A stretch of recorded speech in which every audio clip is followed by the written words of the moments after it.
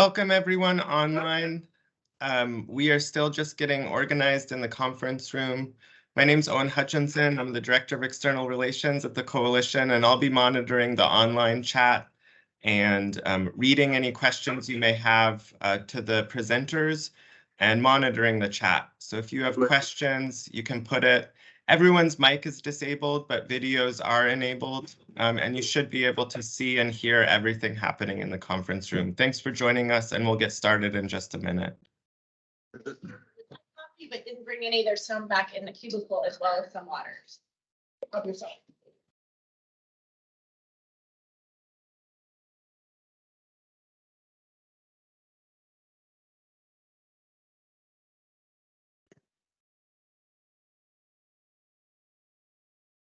Give it 2 minutes and we'll go right at 10:05.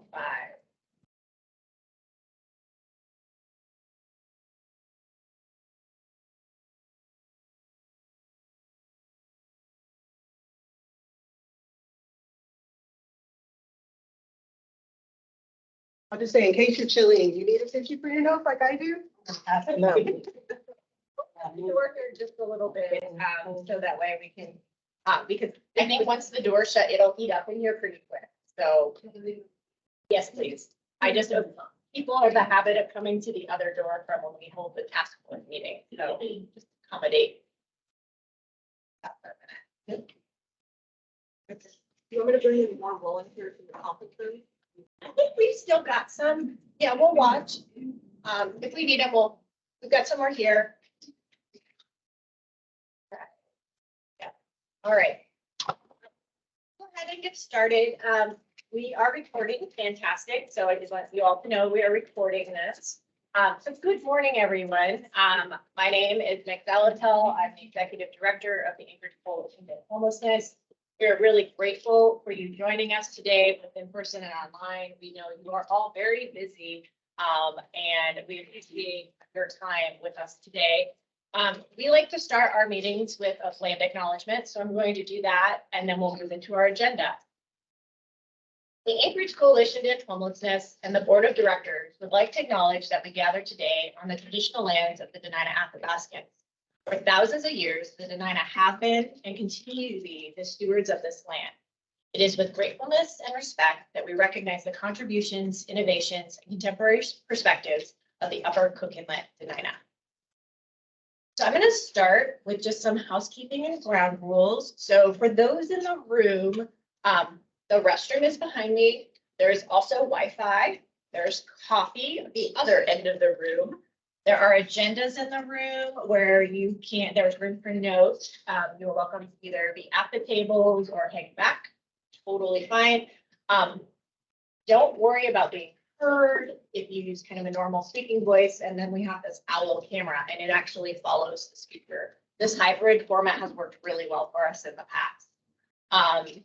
Similarly, for online, Owen will make sure you are heard and can fully participate. Either through raising your hand or using the chat features, and he's there to support that. As I mentioned, this meeting is being recorded. And then I just want to turn to some ground rules.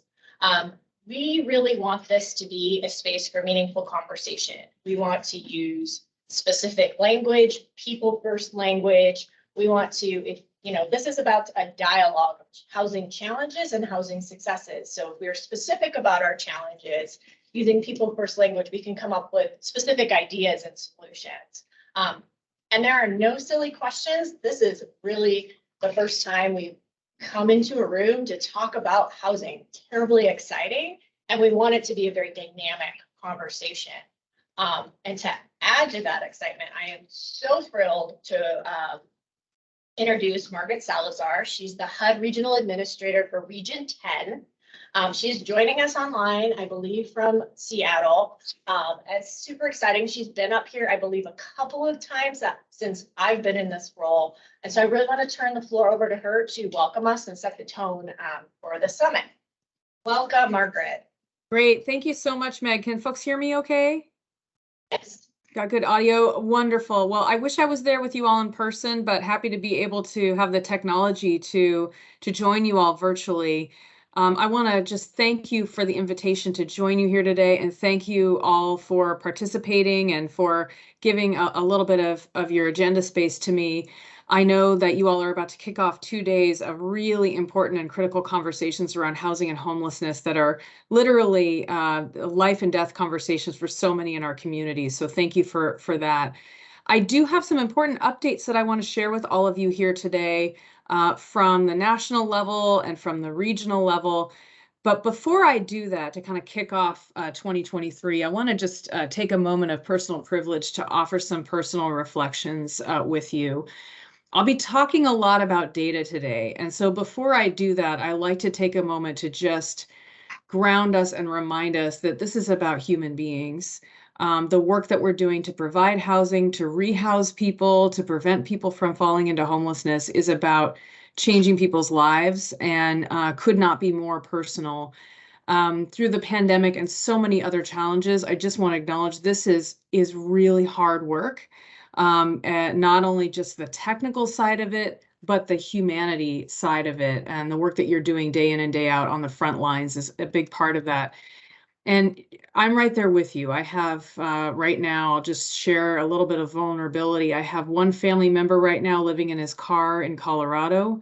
I have another family member who was bouncing in and out of shelters in Illinois and Indiana last year. It was terrifying for all of us to watch him struggle with a mental health crisis. He's now getting the care that he needs. My mom was struggling with fighting cancer and working on her sobriety, and we saw firsthand that getting her into stable, affordable senior housing truly saved her life. So I've been there, and I understand that behind each one of these data points is a real story of a real family that is struggling, and that you are making the difference. The work's not for the faint of heart. So the first thing I wanted to start out with today is just thanking you on behalf of HUD leadership from the ground level all the way up from our friends at the HUD office in Anchorage. And I know Karma Reed is on with us today, all the way up to the highest levels in Washington, D.C. You know, people are working to address the issue of homelessness and housing security and housing supply all across the nation. But I just want to say that we know that you have had unique challenges in Anchorage this past couple of years. Not only COVID, but also wildfires, bears and campgrounds, the decommissioning and reopening of mass shelters, climate impacts, and the unique impacts to your Alaska Native communities, as well as unprecedented housing shortages. Now, as Meg mentioned, I had the good fortune of meeting with some of you. I see some familiar faces to me on the line today. I had a chance to visit Alaska twice last year, and I was just truly blown away, whether it's the innovative work that you're doing to engage youth to end youth homelessness, the way that you're using home ARP dollars in Anchorage and Bethel to create transitional housing, your commitment to service-enriched housing and partnerships between tribal housing authorities and local service providers. We see you, we see the innovation going on in Anchorage, and we appreciate what you are doing. So please know that you are seen and you are appreciated. And with that, I want to turn now to some national updates on data and policy. Last month, right before the holidays, HUD released our annual 2022 Annual Homeless Assessment Report. This is our AHAR report to Congress, and it had national results from the 2022 point and time count. The data reflects a single night snapshot of homelessness in America in early 2022. And it was the first complete single night count of people experiencing homelessness since the start of COVID. So it was a really important data point for us because we really wanted to see the impact of the pandemic show up really for the first time in this data. Despite the economic challenges created by the pandemic, homelessness at a national level rose only very slightly, and homelessness among certain subpopulations actually decreased. We believe strongly that the supports provided by Congress and led by President Biden made a difference here. Emergency housing vouchers helped to rehouse folks that were experiencing homelessness, and rental assistance and homeowner assistance helped keep people in their homes that otherwise might have fallen into the trauma of homelessness. So we think there's a direct correlation here. However, even though the news nationally is somewhat positive, we have a long road ahead. More than 582,000 people were experiencing homelessness at the point in time count last year, and 4 out of every 10 people experiencing homelessness was living in an unsheltered situation. Nationally, homelessness amongst people in shelters decreased slightly, 1.6%, while homelessness among people in unsheltered settings increased by 3.4%. In Alaska and most of the Northwest, as I've traveled across the region, the numbers and trends look different. I don't need to tell you that. You don't need data to see that. You all have eyes and ears and experiences with folks that you're working with. So with a caveat about some of the significant limitations of a point in time count in your state, where we know the numbers are small and so the data can be kind of skewed and challenging, especially in rural areas, I want to share some point in time count numbers with you today from Alaska, because we do look at this and data is important to how we lean into the work of homelessness. So here are some figures from the point in time count from 2022 in Alaska. In Alaska, total homelessness rose by 19% from 2020 to 2022, which is an increase of 371 individuals. And heartbreakingly, unsheltered individuals, families, and youth rose by an astonishing 60%, or 133 individuals. You know better than anyone that unsheltered homelessness in Alaska and in Anchorage is a life or death proposition. And that's why your work is so urgent and why we are so appreciative of the work that you're putting in and day out. So those numbers are hard. I think they reflect what you all know. But it's important for me as well, because those numbers shine a light for policymakers in DC that might not see what you see every day in Anchorage and in Alaska. But I want you to know that you're not in this alone. We, as your federal government, HUD, and me personally, we're your partners. We're here to work with you on solutions. So on the same day that HUD released that 2022 point in time count report, the U.S. Interagency Council on Homelessness, of which HUD is an important member, published a federal plan to address homelessness. This is a strategic plan from the U.S. Interagency Council on Homelessness, and it sets an ambitious goal of reducing homelessness by 25% by 2025. That sounds daunting to me, and I know it probably sounds daunting to you. But what's exciting about the strategic plan is that there's a lot of very specific, I think, helpful guidance in there, and some really important information that communities can use. So the main take-home point here is I want to encourage you all to read that report. We can also get you a training on that report, on the strategic plan, to really understand what's in there and look through it. It's different than prior strategic plans that have come out from the federal level because it focuses on the needs of local communities. It sees that you are in the driver's seat. We encourage you to review the plan. There's several pillars in there. Find one of the pillars that speaks to your community and engage there to get started. There's no wrong way to kind of start the work in the strategic plan. The plan really focuses on prevention, on sort of stanching the tide of folks that are experiencing homelessness for the first time. If we can try to work on that inflow number and get people stably housed and to retain their housing, that is a huge factor in this homelessness reduction work. The plan builds on the success of previous plans, and it will do more than any previous federal effort to systematically prevent homelessness and combat the systemic racism that has created racial and ethnic disparities in homelessness. Nationally, American Indian and Alaska Native people are 1.1% of the share of the U.S. population, but represent 3.4% of the population experiencing homelessness. And I know that that rings true to you in Alaska, even more so. The 2022 plan acknowledges that certain groups are more likely to experience homelessness: people of color, LGBTQ people, and people with disabilities, and that those and other groups have housing and services that need to address their unique needs. The plan focuses on cross-cutting solutions for all types of people who may not have had a home, and on broad efforts that affect each one of those different groups. In fact, the plan, and I was excited when I saw this, that there is a specific section of the plan that leans into Alaska Native community needs. There's a specific call out for Alaska Natives, and there's a specific call out for the work that we need to do and to engage Alaska Native communities and to lean in as federal partners more effectively. So although tribes have exercised inherent sovereignty over their lands, we know that Alaska Native communities continue to face unique challenges: federal disinvestment in basic infrastructure, I saw that firsthand. The deputy secretary came out to Bethel and the Kuskokwim Delta, and we got a chance to see that firsthand. Severe housing shortages that lead to dangerous overcrowding, health concerns, and complex legal constraints. These challenges make it extremely difficult to improve housing conditions, and solutions to those challenges must be developed and designed through consultation and in partnership with tribes, and must be culturally appropriate and adapted to the unique circumstances. The second strategy specifically for American Indian and Alaska Native communities called out on the plan is to reduce housing instability for Alaska Native communities living on and off of tribal lands.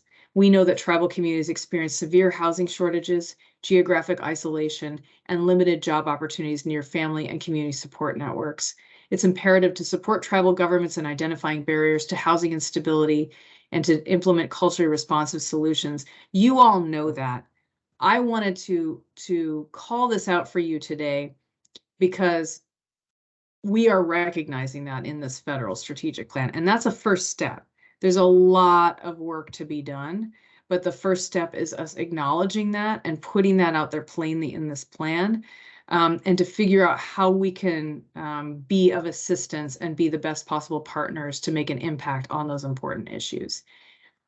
I also want to take a moment to talk about the role of housing supply and housing first.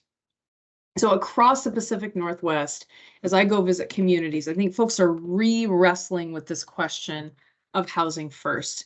And there's been a little bit of a mischaracterization or concern about housing first and folks questioning it. So I want to just say for the record that we continue to be huge proponents and supporters of housing first. Housing first does not mean housing only.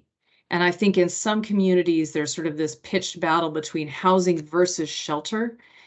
This plan makes clear that we need both, and that housing first is not one size fits all. So, you know, meeting people where they're at. So again, I described my own family members. They all have very different needs. We need to get folks with a roof over their head and then match to the services that make sense. And in some cases that might mean transitional housing or shelter is part of the mix, but the ultimate goal is to get folks into housing as quickly as possible. The model works. It's an evidence-based best practice because it treats people with dignity, personalizes their care, and recognizes that without housing, every other aspect of a person's life will suffer. In communities across the Northwest and across the country that are experiencing an extreme housing supply shortage, which I know is true in Anchorage, housing first can seem daunting to some, but I want you to know that we're working on the housing supply front just as diligently as we're working on solutions to address homelessness. Last spring, the Biden administration released an action plan on housing supply.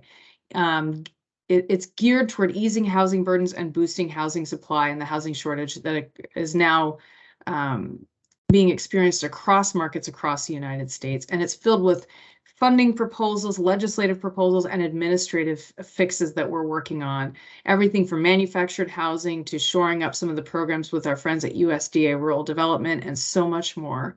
Ensuring that communities are using HUD and other federal resources to build and preserve affordable homes is a top priority for Secretary Fudge. Now, we just received the HUD 2023 budget, and in some cases, some of the programs were funded at levels slightly lower than the president requested, but I was pleased to see that we still have robust funding for our core programs: home, community development block grants, the voucher program, which can include project-based vouchers.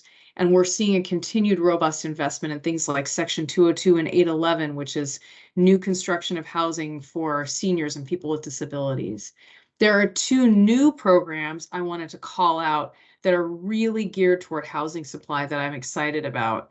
I don't know much about them yet because they're brand new, but one of them is an $85 million program called Yes in My Backyard, YIMBY. And the idea is that HUD will make grants in partnership with local communities. I see some smiles and nods.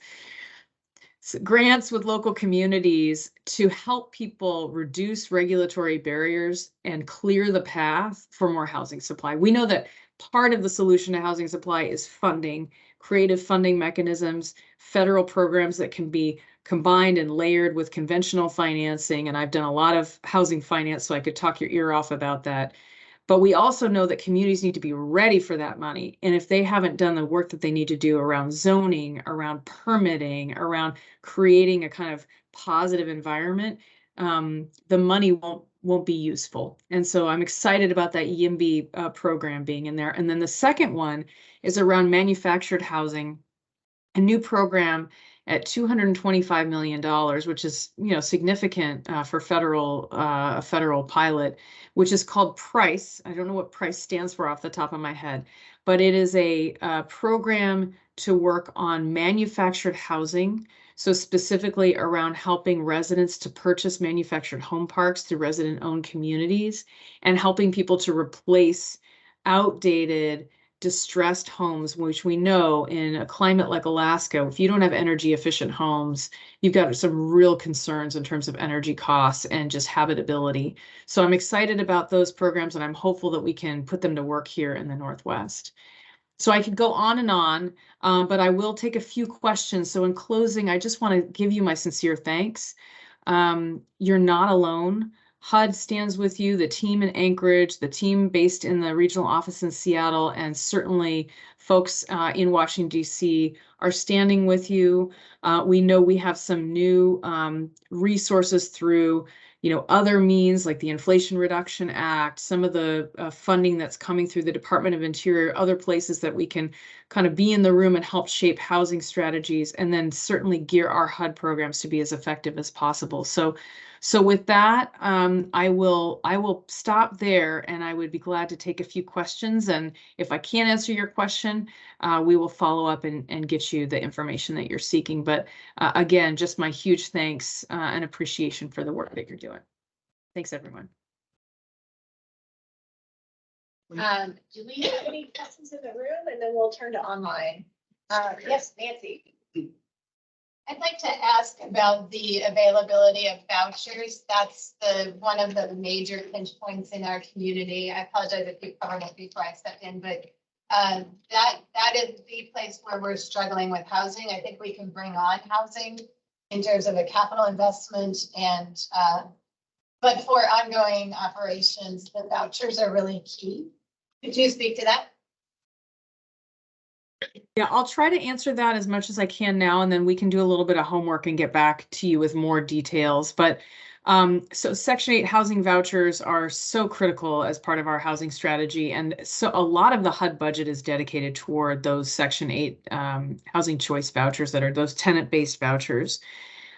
This past fall, we put out a tranche of nationally, I think it was about 19,000 vouchers, which was the largest sort of plus up of the voucher program in 20 years. We had asked for 200,000 vouchers. We didn't get 200,000, but we got nearly 20,000. So just gives you a sense of the scale of what the need is. And, the fact that 19,000 vouchers nationally was a huge amount. Peanut butter, right? Once you spread them out nationally. So I'll have to look at how many came into Alaska. But that was a huge influx of new resources. I'll have to look at the 2023 budget to see what's in there. Again, I'm sure we didn't get what we asked for from Congress, but I don't think we got cuts. So I'll take a look and see whether there are some new vouchers forthcoming.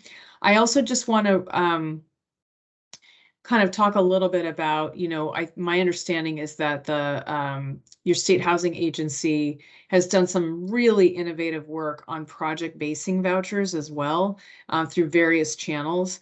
And, getting that sort of rental assistance tied to housing is also a really important strategy, as you all know.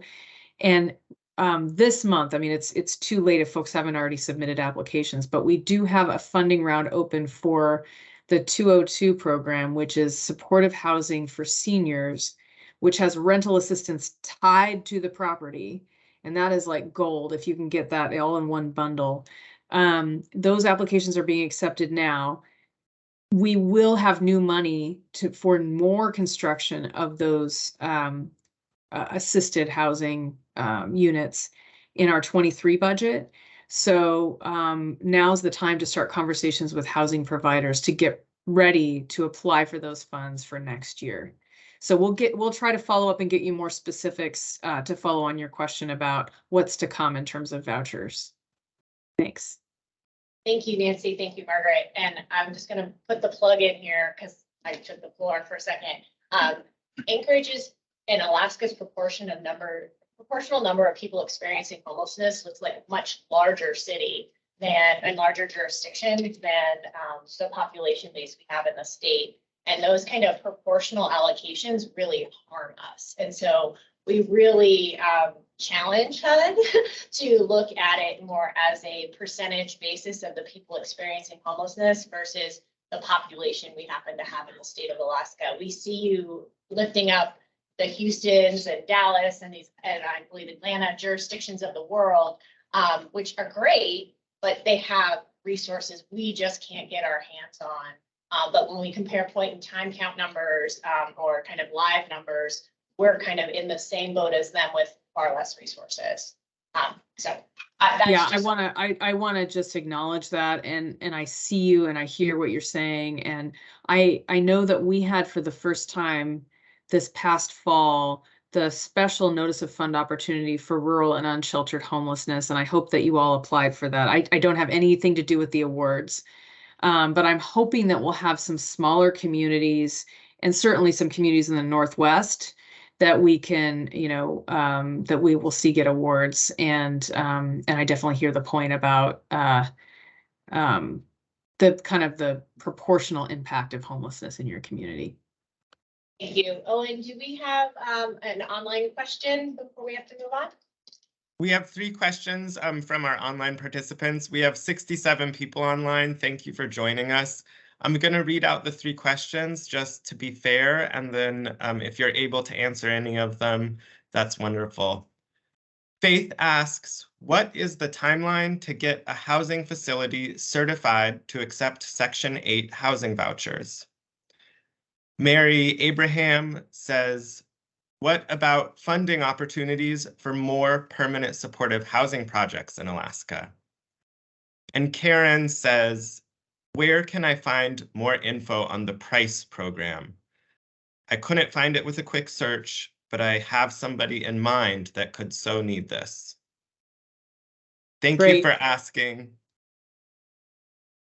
Yeah, great questions. Okay, so the first one, the timeline to get homes certified to intake vouchers, that's one that we're going to get back to you on because I don't have that information on the top of my head, and I don't have our public housing director on the line to my knowledge. So we will follow up on that question.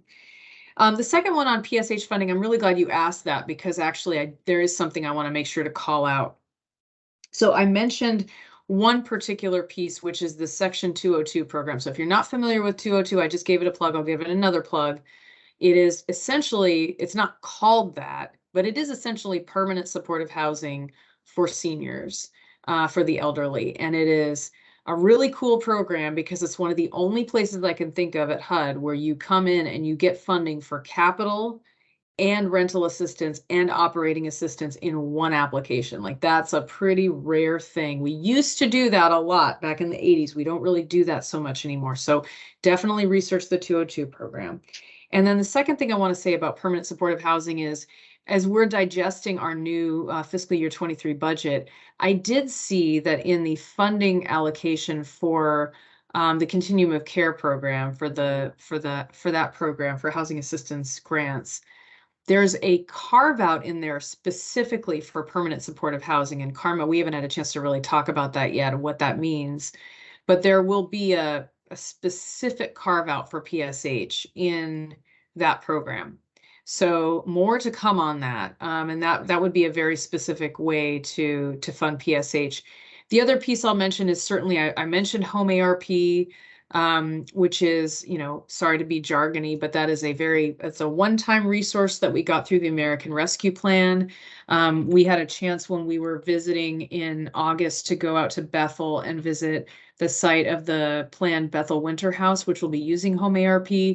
That is a program that, as it lands in Alaska and as Anchorage really stands it up, can be used for permanent supportive housing. I won't get into the details because I know enough to be very, very dangerous, but Karma can certainly follow up and answer questions if folks want to understand that a little better. So those are a couple of examples, the home ARP, section 202, and then this new carve out in our 23 budget for PSH as part of the COC program. On the PRICE program, which is the new manufactured housing program I mentioned, I don't know much about this at all. I think this was one of those last minute negotiations in Congress where they're making the sausage. And there's been a lot of interest from Congress on the issue of manufactured housing, which I think is great. It's a testament to folks really elevating the importance of that particular housing type to our vulnerable residents. I don't know much about this program yet. So all I can say is I found out about it just by, reading some information on the HUD budget. We'll try to get you some links to the HUD budget so that you can look it up.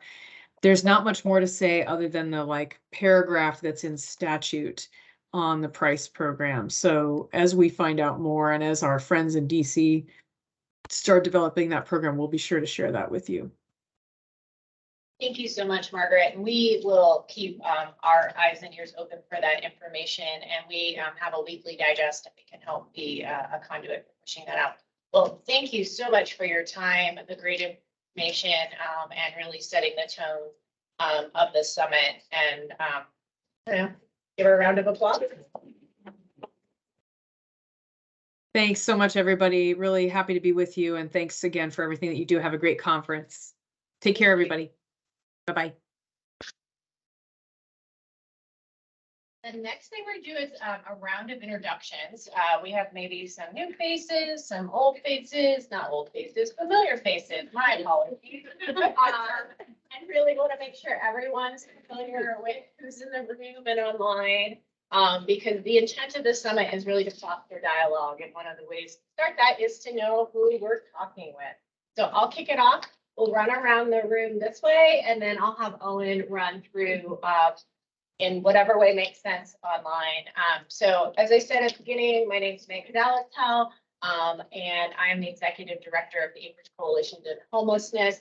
The Anchorage Coalition is also the agency that carries out the continuum of care responsibilities as set forward by the board.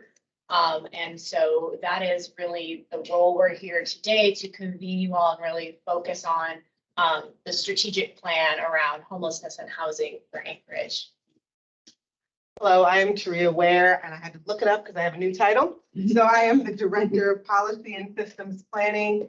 And one of the jobs here that I really appreciate is looking at all of the programs and being a part of all of the teams, because in the HPRS, Homeless Prevention and Response System, we are all one team. So I get to go in and be a part of your teams and look at a lot of familiar faces and see what kind of challenges and bottlenecks there are, and then try to raise those and try to really add a plan or a flow or a system to add to our HPRS to make it better. So thank you for working with me and look forward to it. And some people return my calls, but not others. That's okay. On that note, I am Taria's favorite.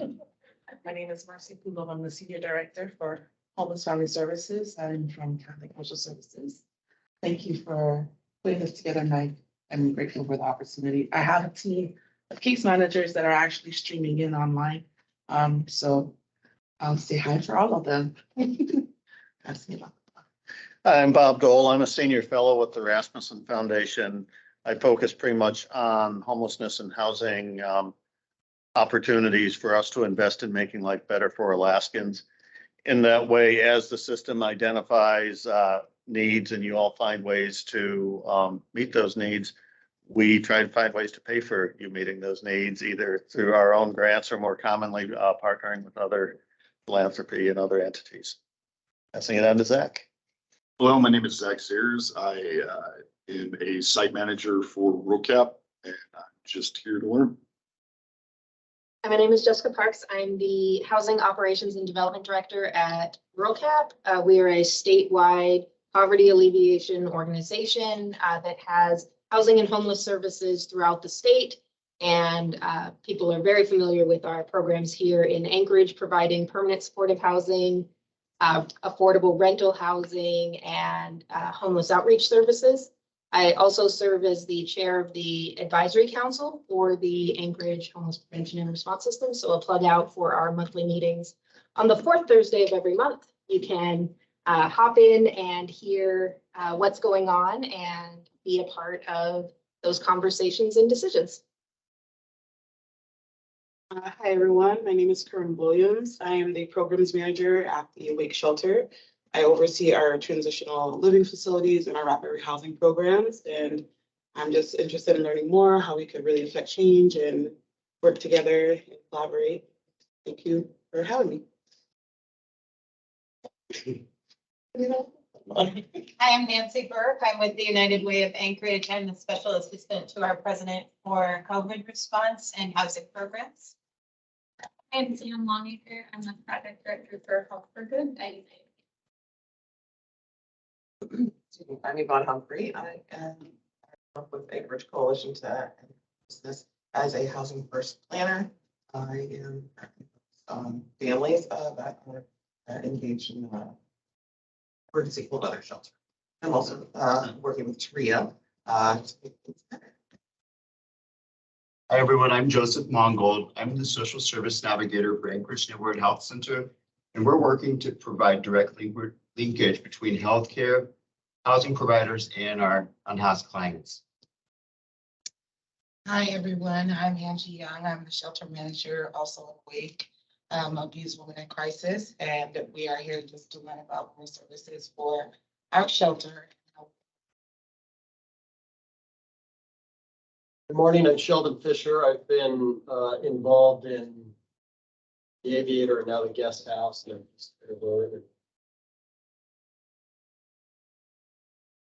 Hey, I'm Jerry Lake, and I'm an artist, activist with lived experience in housing, houselessness. I've been working with an architecture team and a property buying team, so it's been really, really engaging. My name is Shanae Williams. I'm President CEO of Charlotte Community Housing. We are a housing development organization, and we have a number of programs to disrupt the cycle of homelessness and to end homelessness as a whole. Several programs coming on board. You might know of our LIFE program, which is a transitional housing program where we specifically address young adults 18 to 24 that are experiencing homelessness. So like I said, we have a number of programs around financial assistance, affordable housing. And our newest program that I'm just excited about is a resource center where it's going to offer opportunities as a one-stop shop for all service providers to provide their services from. And within that resource center, we're also going to have a furniture bank where we're going to collect slightly used furniture and give it away to the population. We just brought on board a new housing facility, a sixplex, and we're working really close with TRIA and United Way to get those at least 6 families that are currently homeless housed. I'm Sean Gaither. I'm the Director of Housing at Covenant House, Alaska, serving to age youth 13 to 24. And we've got new stuff coming too, but I'm not going to talk about it because it'll take too long. Okay. Good morning. My name is Laura Cox Wilson. I'm the Director of Supportive Housing over at NeighborWorks Alaska. So along with permanent supportive housing programs, we also have a large portfolio of affordable housing in the Anchorage. Good morning, I'm Elsie Carlson, and I'm on the Commission for Housing, Homeless, and Neighborhood Development, and I'm really here to learn because I'm still kind of new. I'm Will Walker. I'm with the Alaska Court System, helping to run our new eviction diversion program. And I'll be speaking tomorrow. Good morning. I'm Celia McLeod. I'm the Director of Housing Program Services. I also got a job title, which is confusing for me still. I work with the coalition, which serves as a collaborative applicant. I'm really excited to be here. I'm the Director of Grants for ECH. I work with the DOC Compliance Committee closely along with grants and to pick up that box and look at things that we can partner and bring funding and so. Hi, everybody. I'm Dakota Orm. I'm the Healthcare Integration Director here at the Anchorage Coalition to End Homelessness. So I work to ensure that healthcare is at every level of intervention within the HPRS, as housing is the number one prescription. William, I'll turn it over to you online. Hi, thanks to everyone in the conference room. For folks who are further away from the mic in the center of the room, if you could speak up, we had a little trouble hearing just a few of you. If there are anybody online who would like to introduce themselves, if you raise your hand, I'll unmute you. Otherwise, you can put your name, organization in the chat. My name's Owen Hutchinson. I'm the Director of External Relations at the Anchorage Coalition and Homelessness. And anybody that would like to introduce themselves, just raise your hand, I'll unmute you.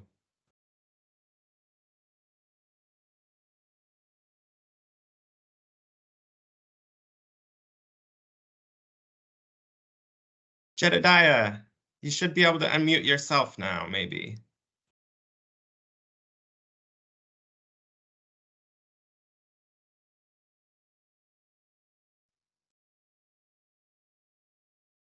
Can people hear me now? We can hear you. Oh, you can hear me. Okay. Hi, I'm Judge Rolay. I'm the senior neighborhood planner with the Anchorage Health Department. I manage planning process with HUD for CDBG, home, ESG, and occasionally other grants. And I have interacted with a lot of you in the past, and I hope to interact with many more of you in the future. I'm happy to be here. Thanks. For everyone online, after you introduce yourself, please put your mic back on mute. Aaron, you are next. You should be able to unmute yourself. Hi, this is Aaron Osterbach with VOA Alaska. I'm the coalition coordinator for the Anchorage Adolescent Substance Misuse Prevention Coalition, and some of the work that I do is in partnership with folks that are working towards addressing homeless or houselessness here in Anchorage. So I'm here to learn a little bit more about that as we go about developing work plans that hopefully will support the efforts of addressing those challenges here in Anchorage. Thanks for having me. Denise, if you unmute yourself, you should be able to now.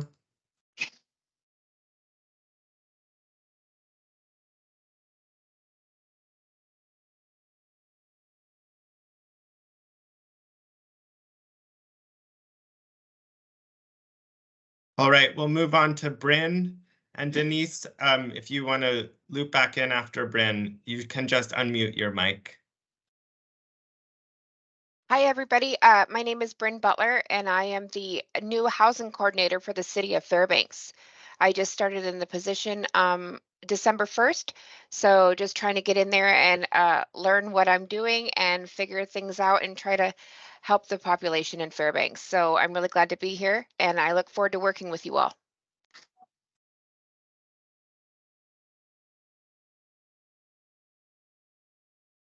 Denise, did you want to introduce yourself?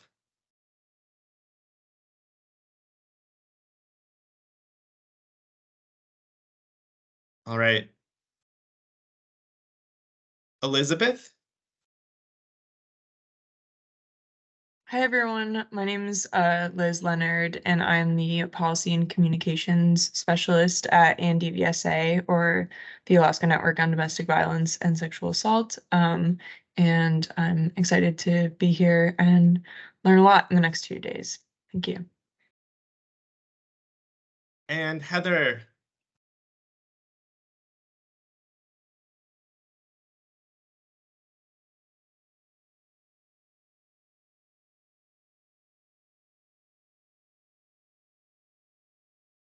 Heather, you should be able to unmute yourself now if you'd like.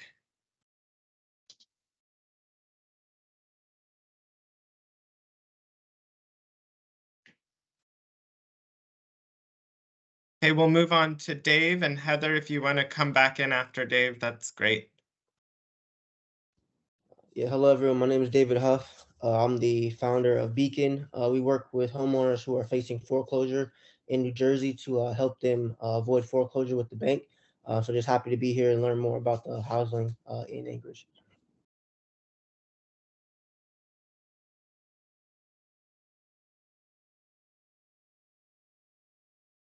I think Heather's, there's some issue with the unmute. I've given you permission on my side, so I'm sorry if it's not working. Robert? Hey, everybody. My name is Robert Hakama. I am the new data analyst for the Anchorage Coalition to End Homelessness. And I work on ensuring that our continuum of care is making data-driven decisions to reduce the number of people experiencing homelessness.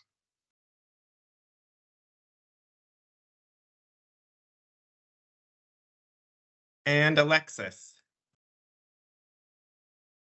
Hi, good morning, everyone. My name is Alexis Johnson. I am the Housing and Homelessness Coordinator for the Municipality of Anchorage. I work alongside the administration and the Anchorage Assembly and really well with the coalition to end homelessness in our city. So thanks for having me today.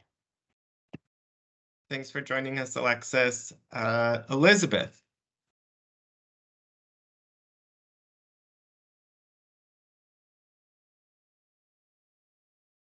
Elizabeth, are you able to unmute your mic? I gave you permission from my side. Oh, there you go. Oh, all right. Good morning, everyone. Thank you guys so much for this opportunity. My name is Elizabeth Amabai. I'm the Executive Director for House of Transformation. Pretty much we assist and help, people coming from jail as well as a lot of the homeless population. So we house over 50 plus, residents throughout, each month, but we see more than 100 plus. With that being said, just many of you guys I see familiar on here. I'm so excited to, learn more from here and continue on to assist with the mission that we're doing. So thank you for the opportunity. And Lauren.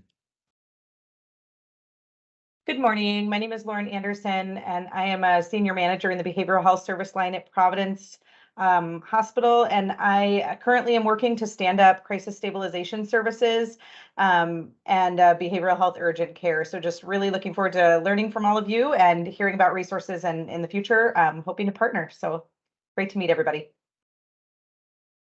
Roger, you should be able to unmute your mic now.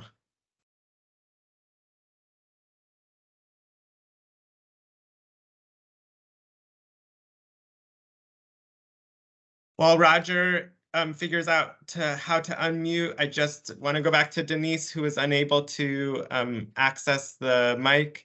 It's Captain Denise Delgado from Anchorage Social Services Director with McKinnell Family Shelter and Clitheroe Center Substance Abuse Program.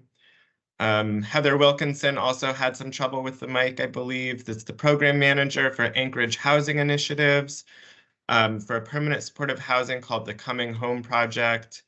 We have Clark Halverson, the CEO of United Way, Kimberly Miller, the director of 9 Stars Net to Ladder Employment Program, Devin Pollard, the general manager of Habitat for Humanity, and so many others. Thank you all for joining us. Faith from the native village of Eklutna, administrative services manager, working with their housing program, and Stephanie Taylor, the newly appointed commissioner of the HAND Commission. Really grateful to have you all online. I will do my best to monitor the chat. So if you have questions, you can put it in the chat and I'll read them, or you can raise your hand. And once you've had your turn, if you can lower your hand, I can't figure out how to lower your hand for you, but there is a button that you can click to lower your hand. Roger, were you able to unmute?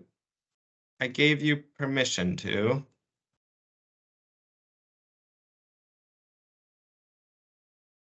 Yeah, it seems like it's not working for just a handful of us. Roger, if you put your introduction in the chat, I will read it to the group. I'm sorry that it's not working. We've had that problem with a few folks. Stephanie, you should be able to unmute now if you want to introduce yourself.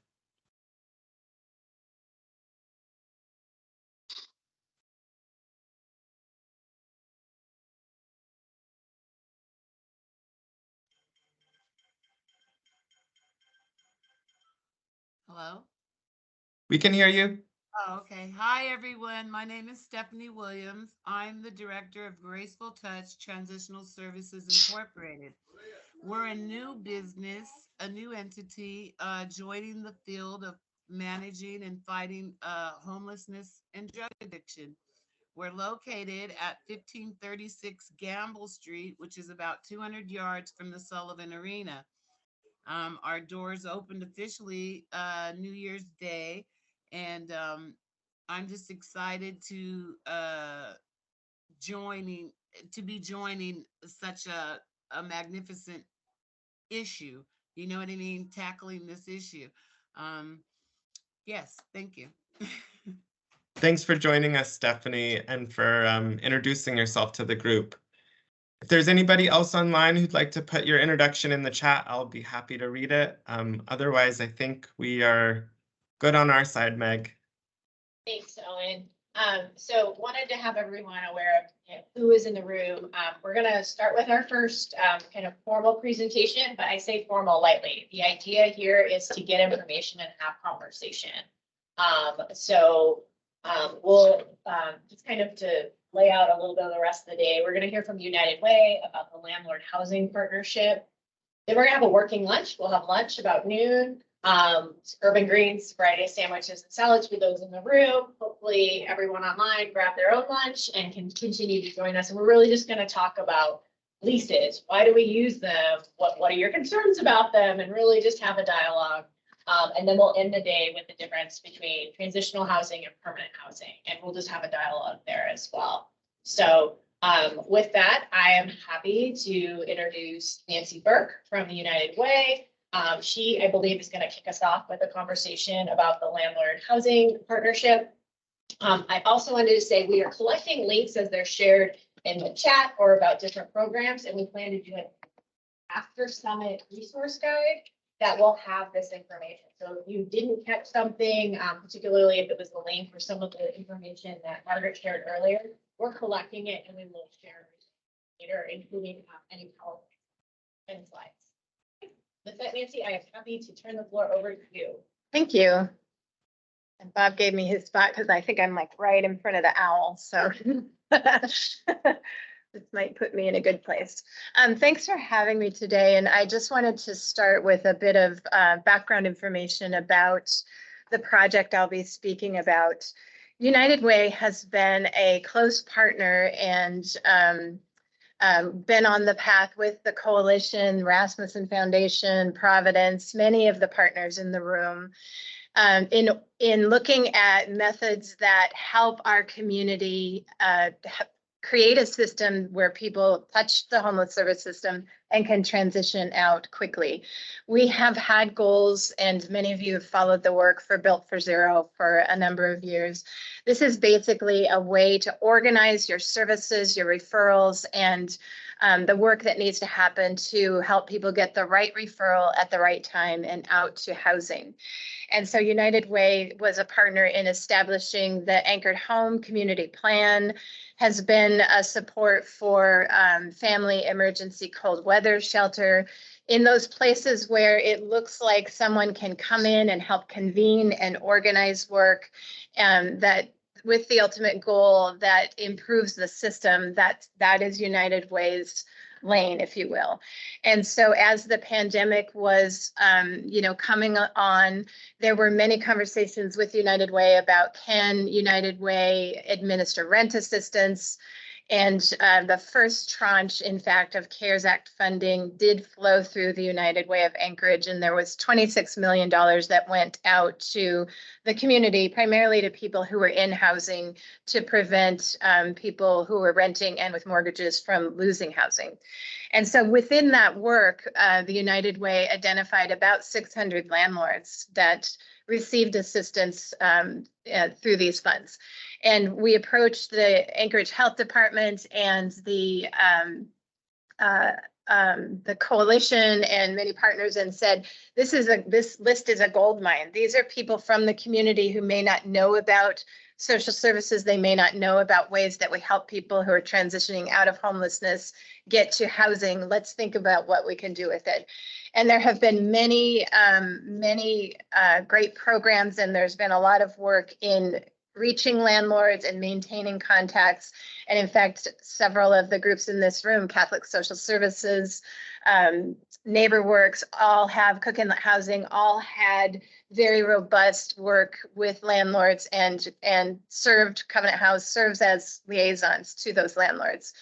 So as the conversation went forward, the United Way said to the health department and to many of those partners, we don't want to disrupt any of that. What we want to do is look for a net gain. We want to find landlords that are not currently your partners, but we want to bring everybody into one program where we can establish some key things that we know landlords are asking of us. And everyone agreed. We received some of the ESG CV funds. So thank you to HUD for the ability to use those funds creatively. The Emergency Solutions Grant is typically just used for shelter services and some very limited things in the community. But using coronavirus funds, there was additional allocations, and HUD gave permission to try strategies such as a landlord liaison program in the community. With that fund source, the ESG funding, there was also the ability to try new strategies that we hadn't really explored before. And I have to give a shout out to the health department because I was a little reluctant on particularly one of them, but we really did just try some new things. And so in particular, there were 4 strategies that we went after. One was recruitment of landlords that weren't already participating with our partners. We said to our partners, if you want to bring your landlords that you have relationships in existing, bring them into our landlord housing partnership program to access the new strategies we're trying, great. If you want to keep them for yourself and those are just your go-to landlords, also great. Let's just see what we can do to expand that pool of landlords that can be available to help the outflow in our system to housing. And so the first strategy was that outreach. United Way started on that list of 600 landlords in around November of 2021. We finished contacting those landlords in October of 2022. So it took us nearly a year. And in fact, we exceeded it. We contacted from November 2021 to November 2022, 800 landlords, 834 landlords. Asking those landlords, have you ever rented to someone who's transitioning from homelessness? You know, if so, what happened? How did it go? Would you consider doing it again? And we've had a tremendous response. We have 100 landlords who've said, we will participate with you in some degree. Some landlords are all in and they'll utilize all of the strategies I'm going to go through. Others are still sort of getting to know us and maybe they'll try housing somebody and it's their first run with us. But 100 landlords are our partners on this project now, thanks to all the partners and to the work of our consultants who just sit and call landlords all day long. It's a great job. So with that success, then the next strategy that we wanted to use was to offer those landlords some incentive. We're competing in a very tight market right now. The vacancy rate in Anchorage is running between 2% and 3%. So we're back to in old times, it used to be tight like this. And then we got a little spoiled and it was up around 5 or 7%. And we didn't have to be so on it. But we're back to a very tight market and we need to be competitive. So one of the strategies we used were incentives for landlords. So we will pay 2 different tiers of incentives for a landlord to be a partner on this and to house someone exiting homelessness. $1,000 for someone who is just, has maybe a lack of rental history, maybe isn't completely settled in their tenancy record. A pretty typical housing person would be tier 1. So that's $1,000 to the landlord. If someone has some barriers that we're aware of, if they have maybe some convictions or a credit history issue or some other reasons why it would be more challenging for them to rent with a landlord, we'll offer $1,500 for that tenant. Then what we wanted to do, we modeled some of this work off of the lessons we're learning in our Home for Good program, which you'll hear about tomorrow afternoon. It's a permanent supported housing program.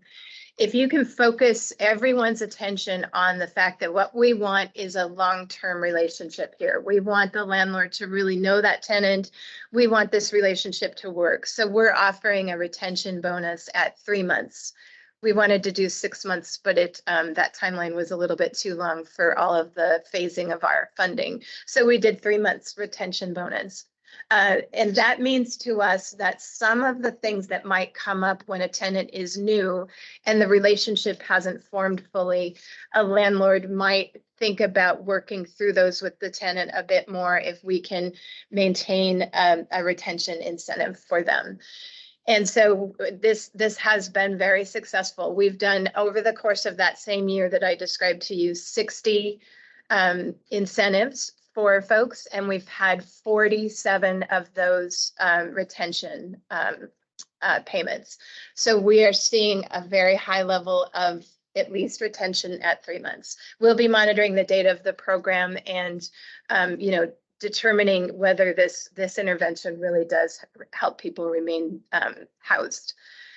The next strategy that we pursue is matching of people. It's very important in a tight rental market that we match people and that we match them to the landlord. And so one of the ways that we did this was we used a strategy that other communities are using in bringing on a dedicated database that might look a little bit like Zillow. It's called Padmission, and many of the folks in the meeting today are on that database with us. It's a way to organize listings that landlords will provide to the program. So we have landlords, of those 100 landlords, we have some landlords who are saying, I'll lease 1 unit to you. I have a bigger stock, but I'm just going to try this with 1 or 2. Other landlords are listing their whole properties in the database, and when a vacancy comes up, they'll turn it on. So they can go in and they can list their property. The landlord can set parameters. They can say, I have a property that is only has families in it, so I only want families to lease in this place. And some landlords come in and say, I only want to lease, excuse me, I only want to lease to people who have permanent supported housing needs. We've had landlords who say that. The landlord gets to set the tone of who they'll lease to. What the landlord is agreeing to, though, is that they will relax some of their acceptance criteria for our tenants. So a landlord who lists a unit in Padmission may, for their portfolio, say, I'm not going to accept people who don't pass a credit check or something. In our program, they're agreeing that they will relax that. So they won't look at that part of their criteria. They get to say to us what parts of their criteria they will not negotiate much with us on. Thank you very much. But they have agreed they will negotiate with us and they will accept tenants. And so this saves time for the case manager, so that when you're working with someone and you're applying, you know that this person is going to be evaluated and looked at, and you're not just throwing applications out. And sometimes it can be expensive because there's fees with it. So the landlords are agreeing to be our partners in that way. When a unit comes available, the landlord can simply go on to Padmission and turn that unit on. And then case managers who are signing on to the system, or our partnership with Coordinated Entry, we can see when there's a unit, and we can be intentional and work on matching that unit for persons. Our goal is to make sure that anyone who signs on to this data program, a landlord, we're reducing their time of waiting to fill that unit. We want this to be a very quick matching and leasing up of their units, so that the landlord knows when they list a unit with us, it's going to be filled. So that piece is something that takes some more organization. We'll be working on that over the course of this year. We don't think we have quite the dialed in way to match those people with the units, and to make sure that our top priority in this project is to ensure that Coordinated Entry goes faster. Literally, we want to be that assistance to Coordinated Entry So people come into the homeless service system, they get on the coordinated entry list, and then we bring units that can help move that list faster. Many of us in the community have had an experience with coordinated entry where it just takes a long time to get people moving through that list. And we hope that this is an intervention that will expedite that process. The last tool that we're using for the program is the ability for a landlord to call somebody when something happens. Many landlords have people coming just in their regular rentals, people coming in from social service programs that have varying lengths of support service. Some programs support people for a matter of months, others can stay with the person for years. A landlord can be very confused by all of the different resources and services around the community. And as a result, when a tenant goes into crisis, the landlord may feel they're out of options and then move to evict a person or move to act on the problem before maybe the person has had time to solve it or work with somebody to resolve it.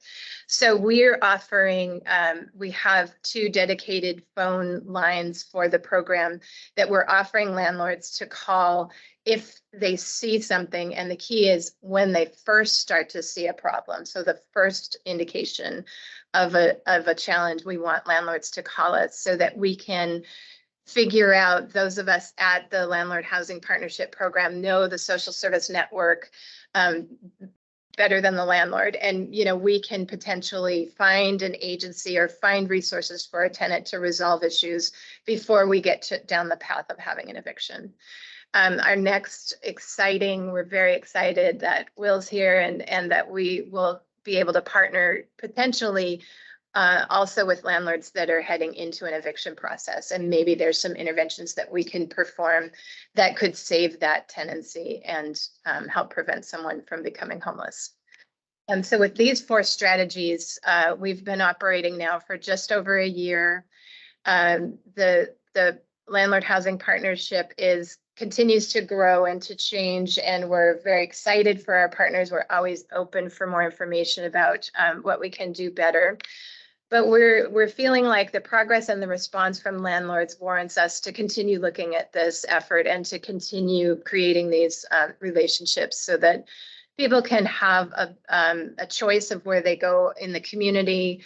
They can have an experience that's more like somebody just looking for an apartment. They can use the PAD mission program, you know, with their service provider. And, you know, we can really expand the resources available for persons exiting homelessness. I'll just take a breath and see if there are questions. I have one. These dedicated phone lines, are those available only to these 800 plus landlords that you kind of brought into the program? Or if there was a landlord who was not in the program but had a tenant that was in crisis that might lead to an eviction, are they able to access that? At the moment, we have been dedicated to COVID response. So the funding for the project has really been tied to persons exiting, particularly mass shelter sites and the municipality's resources. But as we expand over time and have a little bit more experience under our belt, we really hope to open this broadly to the community. So I would say at the moment, if a landlord found us, we would do everything we could because that's a potential new partner for us to respond. But we haven't listed ourselves publicly as that resource because we know that the demand in the community is very high. Yes. Hi, Nancy. I was wondering, I know previously for the landlord housing program, there was a risk mitigation fund. Does that fall under things that you do as the United Way to prevent an eviction, or is that funding no longer available? Thank you, Zach. I need a phone a friend. I forgot a piece, a very important piece. One thing that landlords have told us as they you know, have described past experiences, they've said, you know, I took a risk on somebody, they damaged my unit, and then I was, you know, unable to recover for a period, or it was just a bad experience. And so accessing a pool of funding that can help with those situations is very important. So there is a risk pool that has been funded by the municipality, and United Way is holding that risk pool, and that is available to landlords. So that is a very critical piece. Thanks for raising it.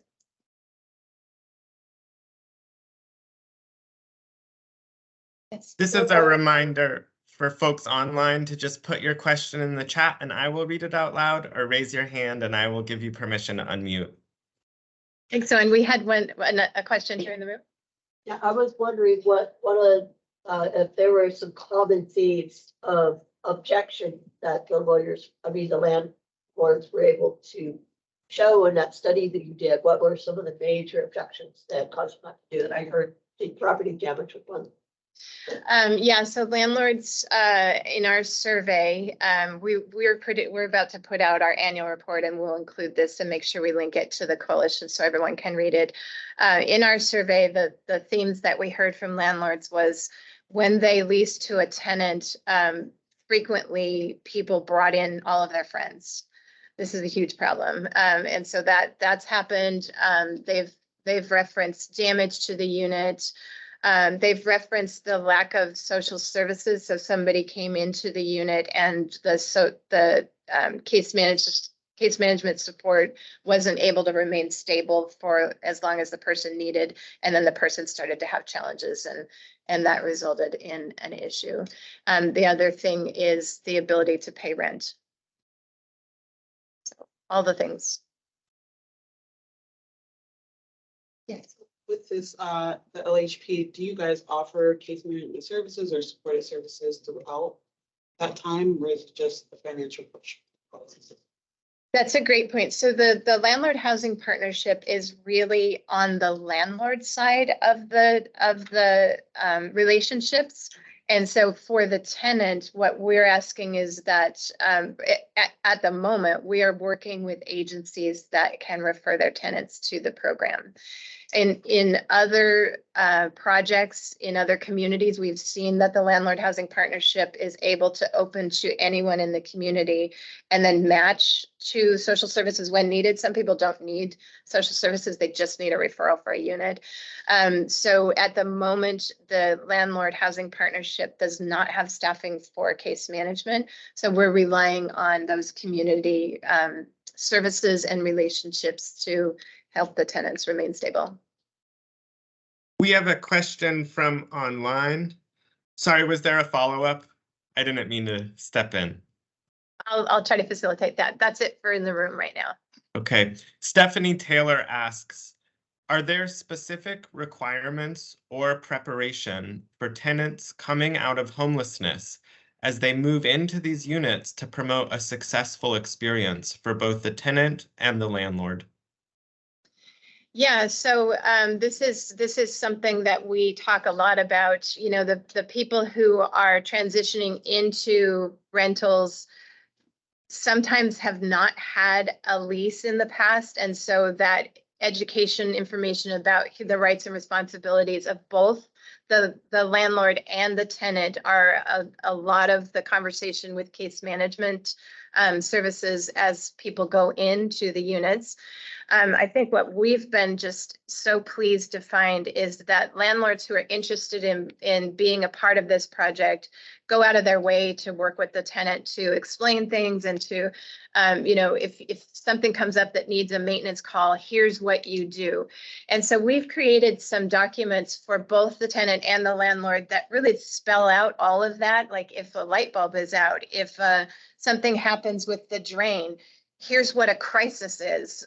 You know, I have a young adult in my house that she called me one day and she said, yeah, it was in the winter. Yeah, it's 50 degrees and I'm not sure what's going on. And I said, oh, you're having a crisis. And she said, oh, I am? Like, yes, call your landlord, they will agree. And so, you know, like just knowing, oh, this is something that's not good. This is something that is good. And so that work is what the relationship is about. And we've been really excited about the response we've seen. Sorry to pause you. We've lost our visuals in the conference room, so our online participants can still hear you, Nancy, but we can't see anything. Do you mind if we just pause while we try and figure this out? We can hear you though. Okay, sure. I'll look around the room here to see if there's any other questions here. Thanks so much. Has it been working with the other service providers and their case management? There have been, I think we're up to 18 different organizations that are our partners. And, you know, it's,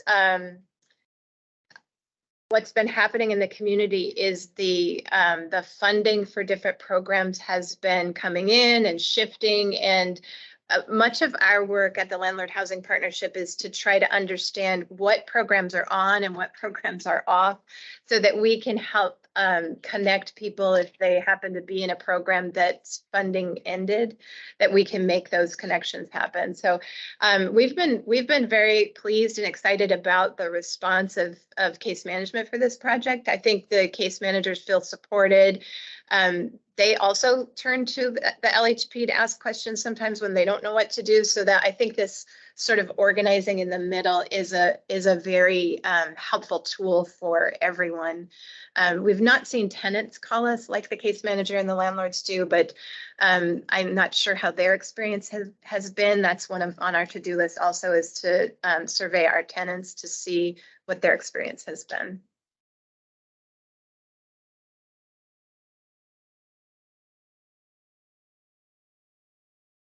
Yeah, I don't know. I can give a shout out to our teams. If you haven't had the experience to be in the middle of some of the work that's happening right now, Anchorage is a pretty phenomenal place. I mean, if you look at the news, you might get some perceptions of what's happening, but this is a pretty phenomenal place for the connections and the length of relationships that have happened in the community, and the work that's happening just under the radar. The work is so strong, and it's there's a lot of cause for hope and excitement about what's happening in Anchorage right now. So thank you to all who are doing the work.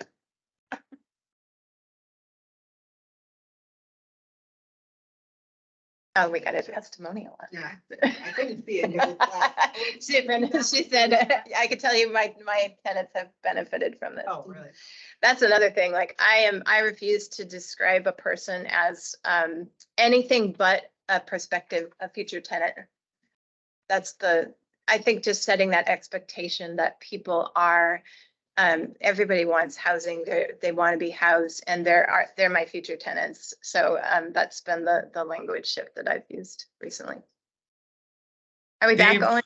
Yeah, we have Okay. we have audio and visual again. Dave Huff says, are there any programs through the Landlord Housing Partnership available for purchasing new properties or repurposing existing properties to add to the amount of units available to those facing homelessness? Yeah, thanks for that question. That's an exciting question. There's been some discussions with the health department and the coalition around accessing some funding for renovation of units.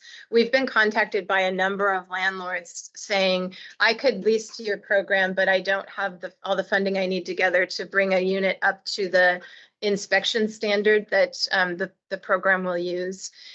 So that project has been in the planning and in the works, and we hope to see it in the next year. And I think going forward from here, that's where we go. We try to assist with that net gain of units for the system.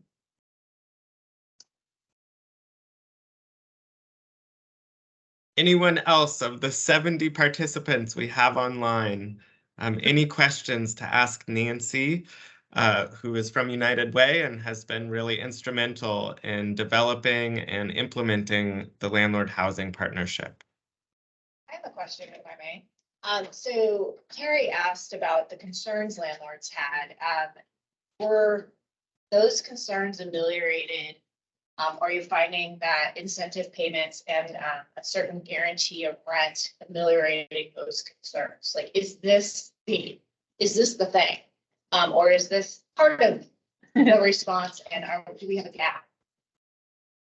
That's a great question. I think there's two parts to that answer. This might be the thing. This is definitely a part of the thing, part of the answer. If we can, I think the benefit for the community is that a program like this will help the outflow to housing, will help us really get at the numbers and drive numbers down in a way that everyone feels is a success. And part of that is the landlords feeling like they have what they need to house somebody. They feel bolstered. They have some risk protection, which is what the incentive payment and the risk pool are for a landlord. Oh, sorry, I just lost my last thought. So I do think this is a big part of the solution. My thought was landlords are still concerned about the rent assistance cliff.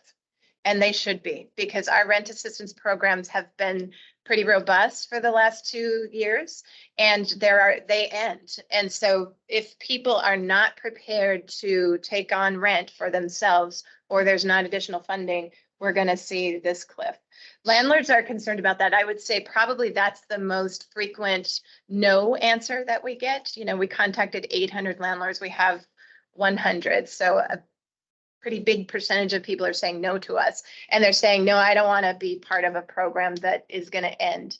I don't want to have to evict somebody because they can't pay rent after these subsidies end. So thanks for that.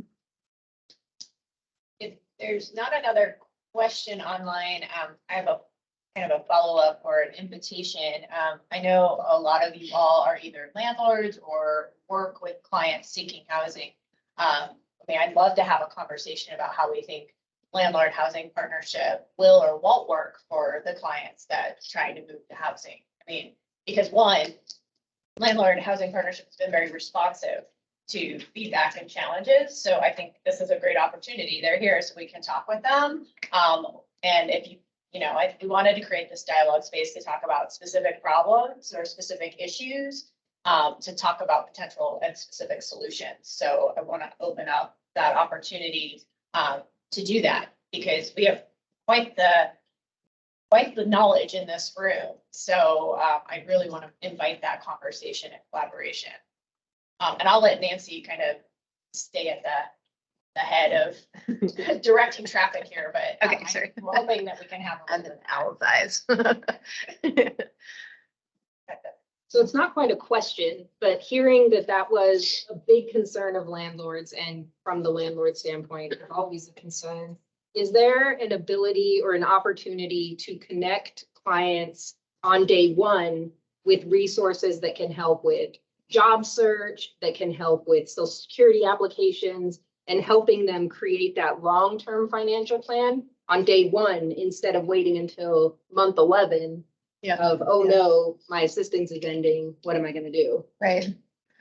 I think this is a great question, and one that I've talked with Meg and others about that,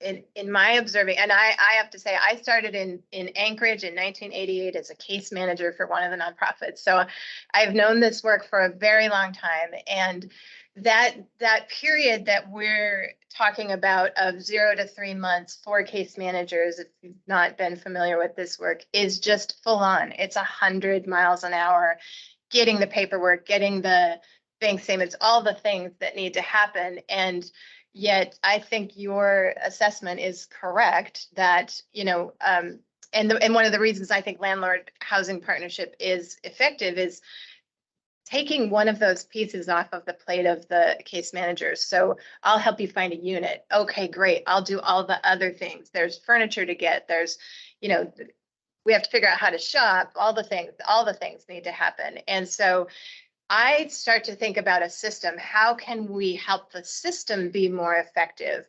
Those relationships need to be strong and robust at the individual level, but how can we then layer in services? So are there other things we could take off of the plate of that scope that needs to happen with the tenant for the first 3 months?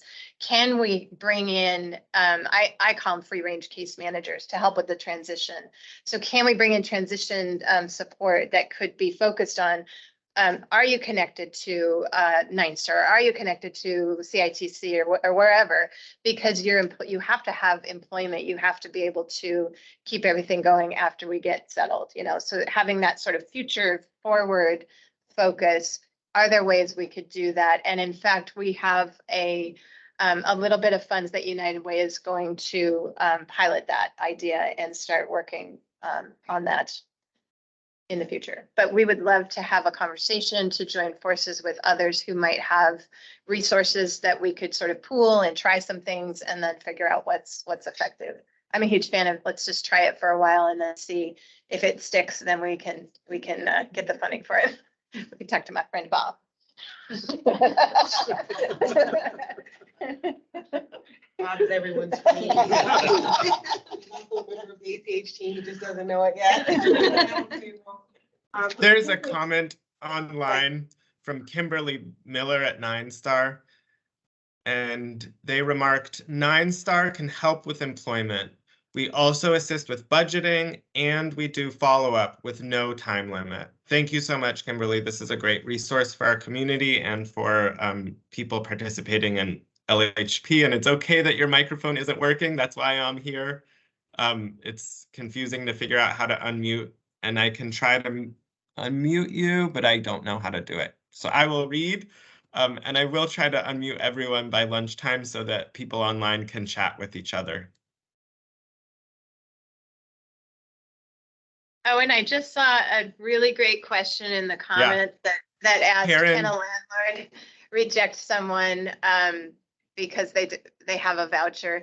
And, you know, I've described it as we want to be all kinds of different friends with landlords. So if a landlord is opposed to a voucher, we want to help that landlord be a part of this project and house someone who has income and can lease that unit. However, we want to continue that conversation with that landlord about the value of accepting vouchers. And I think this is another place where we might be able to take some of the work off of the relationships that are so important. And that is potentially for the landlord. Doing the paperwork and getting the inspection and all the things that need to happen for that unit is a lot. And in a competitive market, landlords have very little incentive to participate in those programs. And so if there is a way that we might position someone who can facilitate that work, help with the paperwork, do whatever it takes, that's another area that we'd like to explore in year 2. As you can see, we have a future planning list for the LHP program, and it's about like a page long because there's so many great things that we could do. Tenancy education. I'm smiling at Laura because we're trying to see if we can work on a renter education program, and you know, so we're full of ideas. It's just we just need a little more time and money. Yes, right. Yes.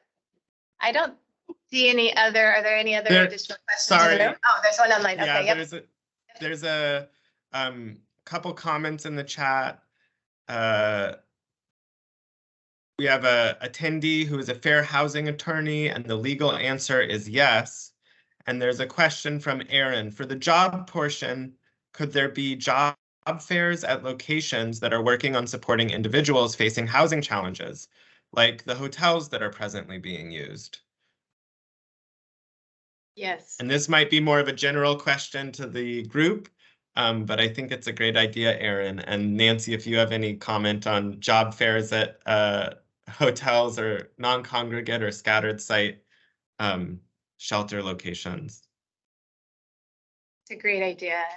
You know, I think the Landlord Housing Partnership helped me understand that to help the system move faster, this is a body of work, and I feel employment, you know, maybe we'll do the employment partnership to be friends with the Landlord Housing Partnership. It's really a next piece of work that this community can use. I want to chime in on that. I think there's a real trend right now with all of the services we have to decentralize them from being location-based. Right now, we've been able to do that some with outreach. We're taking outreach to where people are. We're taking, you know, HMIS, the data system, into the field. We're really trying to just meet people literally where they are. So I don't think that there's any exception to any type of service for the most part that can do that. And I just want to give the invitation that if you think there's a limitation or you need help with that, the coalition is here for that. We are really very interested in making sure services can meet people where they're at on a system-wide basis, and we're happy to brainstorm infrastructure, technology, funding, all of those things so that we can literally go there. HUD has really identified that we want to find the shortest path to housing, A to B, as fast as possible. And so a lot of times that means not a lot of detours. So just wanted to highlight that. I think including what Meg said is that, you know, we do a community of practice here at the coalition, and the community of practice is really surrounding, oh my goodness, now I lost it. Thank you, navigation centers and low barrier shelters. But one of the things that it highlighted on our first meeting was Covenant Houses program. And I'm going to say to me, it reminds me of case management without walls. And Sean really was like on a video for Covenant House and can probably say it better than I can. But one of the things they're doing is really going out and meeting them where they're at. And all of our programs, if we can really look together as a system and not think about it in the building, but think about them outside of the building. And that's one of the things as you hear what HUD is saying, and when we talk about, everybody knows about transitional and permanent housing, but even what Nancy said, or even what Jessica said, which is after they're housed, where are the services? They're not at the building or the shelter that it was in. They need to be where the person is. And I think we're seeing more of that. We're trying to do that with the ARPA 2 money that ACH has and the Bezos funds, which is those families that are experiencing homelessness that are in hotels, giving them case management, even though there's not services through Rural Cap, because ACH does not do direct service work. We are conveners, we are connectors. And so, I mean, when we're thinking about that connection with LHP, it is connecting the landlord and the case manager to that person to make sure that they're stable, because it is, like she said, and it's so funny when we had our director on, she talks about housing first, and everybody usually when I talk about housing first just sighs. But she said the thing that's in the slide that I already made earlier, which is not housing only. And I think for all of us, we have to remember that it's not housing only. And then later on, we'll talk about like progressive engagement. But it does take that collaboration and thinking outside of the structures that I think that we have all been accustomed to, is they have to come here. And they shouldn't have to come here in order to be able to be housed.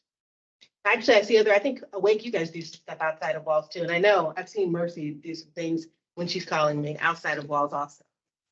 There are some comments online. Brenda mentions that there's a manager at the job center who is interested in helping set up job fairs.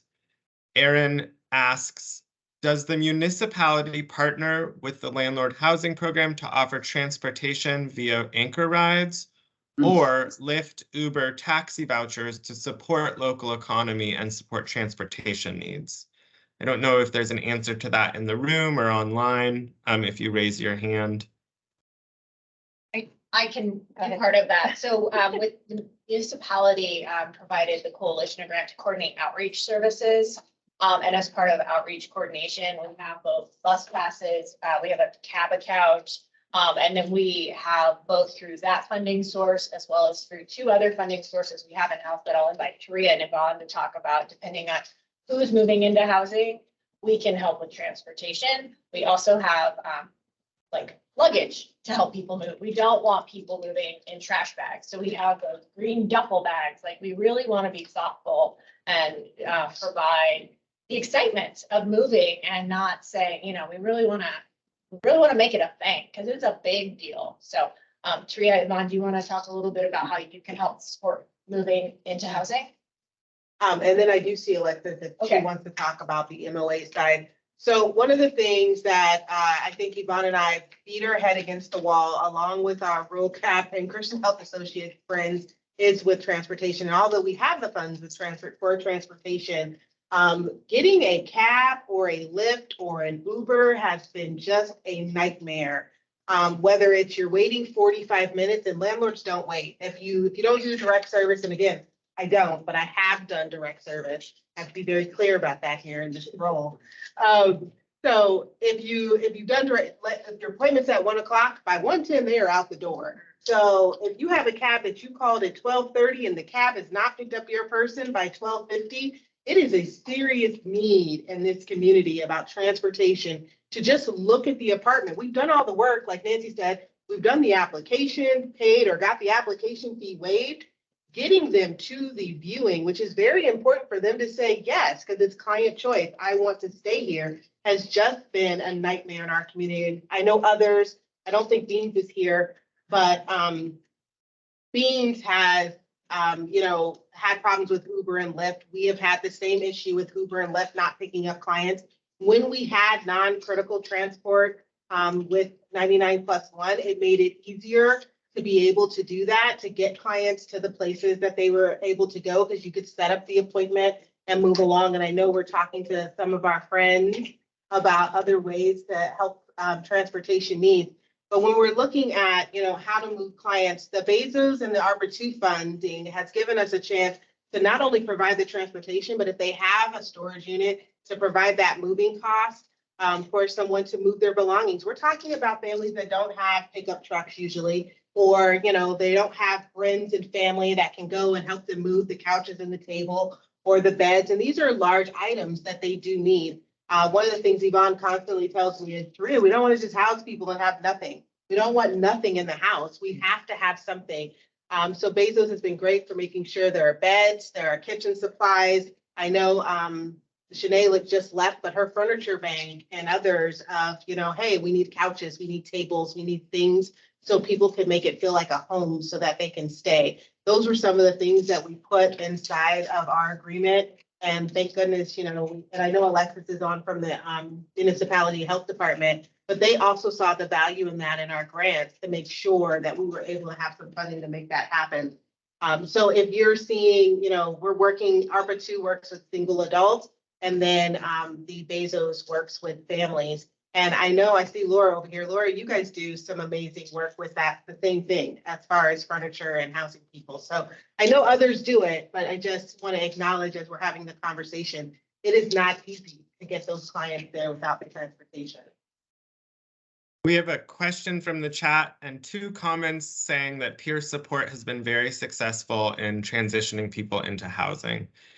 The question is, there might have already been mentioned, Michael Hollinger asks, but is there a way to create a similar program like LHP or what United Way has done with landlords, except for employers?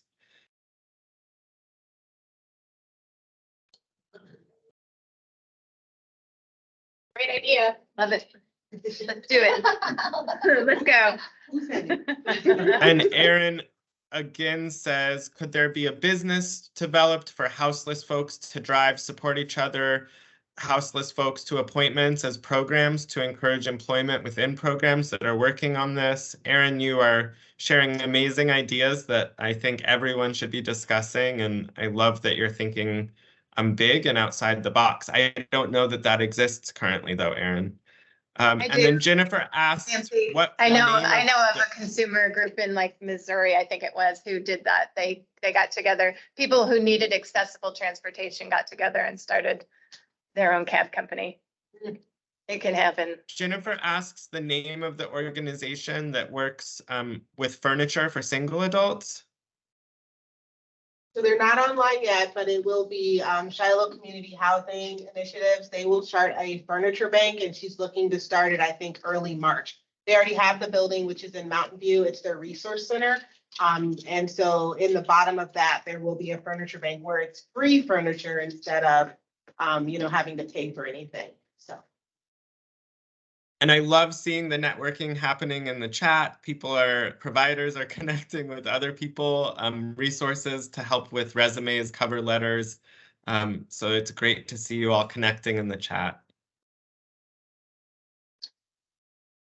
So I'd like to invite, I think Tria touched on it a little bit, but we were talking about transportation. I'd like to talk about rating of resources. I think this is a piece that we've been doing way better than we've ever done before. LHP has the incentive, the risk pools, the rental funds.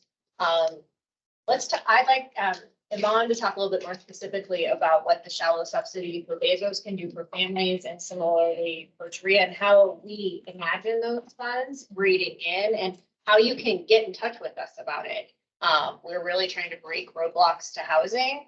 and how we can be a resource in that. And then if others have similar programs or opportunities, I would invite you to share them as well, because we have our programs and we're all very busy. And we don't always do that great job of communicating them out. They seem to get enough demand anyway. However, this is that opportunity to share those.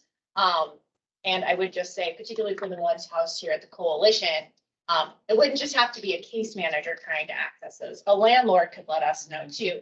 I had a family, I said yes, they're ready to move in, but they wouldn't have anywhere to sleep. Could you help? Like we would welcome that inquiry as well. So Taria or Yvonne, please. Yeah, sure. So. In the presenter stage is kind of close to my, I know, I'm sorry. Al is gonna be looking at you there. So I'm going to be talking a little bit about the shallow subsidy program that we're in the development phase and documentation phase of providing a program for tenants who are generally they do have at least some income coming in. It is stable, fixed, and it is never going to quite be enough where they aren't overly rent burdened. And so the idea of the program is to provide up to 50% of a person's rent for a set period of time. We're still kind of working out the numbers, but the idea is that during that time, they'd be able to get that wraparound case management support as well to increase that income. Sometimes it is a disability claim. Sometimes with veterans, which is where I had a lot of my experience, we were able to use that time to increase income coming in and reduce the costs of living. We're planning on getting it up and running, I think within the next 2 months at the very longest. And it would be open to all tenants or that were having issues in Anchorage, but obviously would be partnering with programs to try and identify those folks. Typically, there would be a case management component. So we'd like to work with programs that already have the relationship, but it isn't going to be a requirement.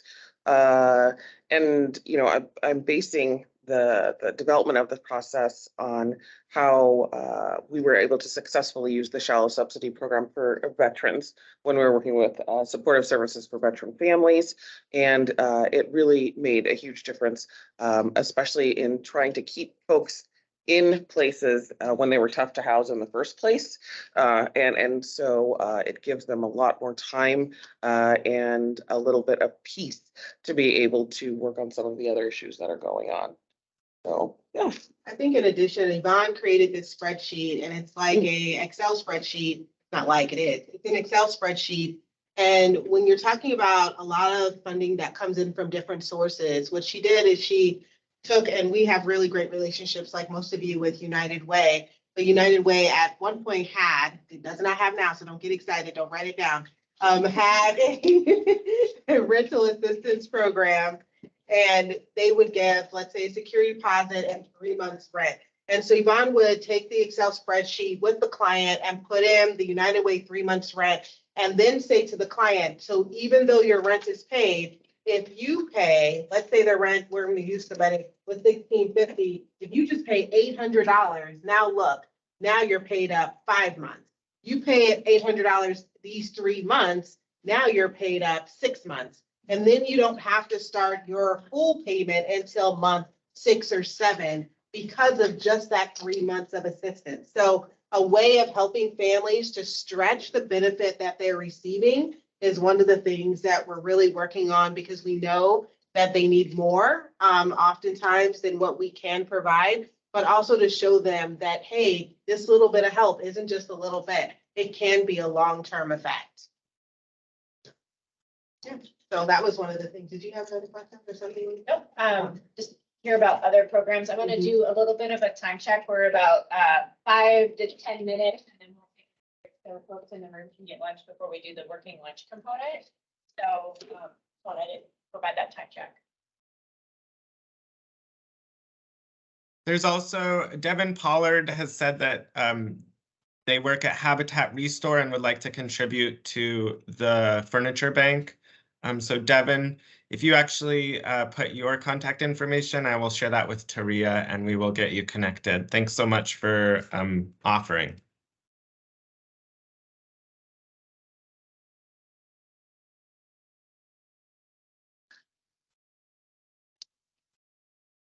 So I always have questions. I have one more question.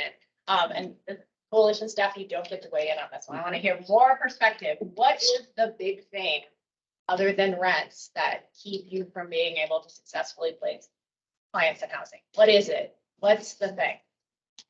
Yeah. Someone's level of ability to provide for their activities of daily living. View. Okay. You can get those taken off of Court View, though. There are forms that you can fill out for your clients to have it removed from Court View so that the landlords can't go in and see those. We've had some removed, but it's not the fastest. You can turn it in. It might take a month. It might take a day. What I've experienced is lack of income, lack of resources, and the population that we serve, which I know it's really a shared population. It's just not having the skills or job knowledge to successfully hold down employment. And yeah, it's a lot. So yeah. See transportation pop up on the screen there.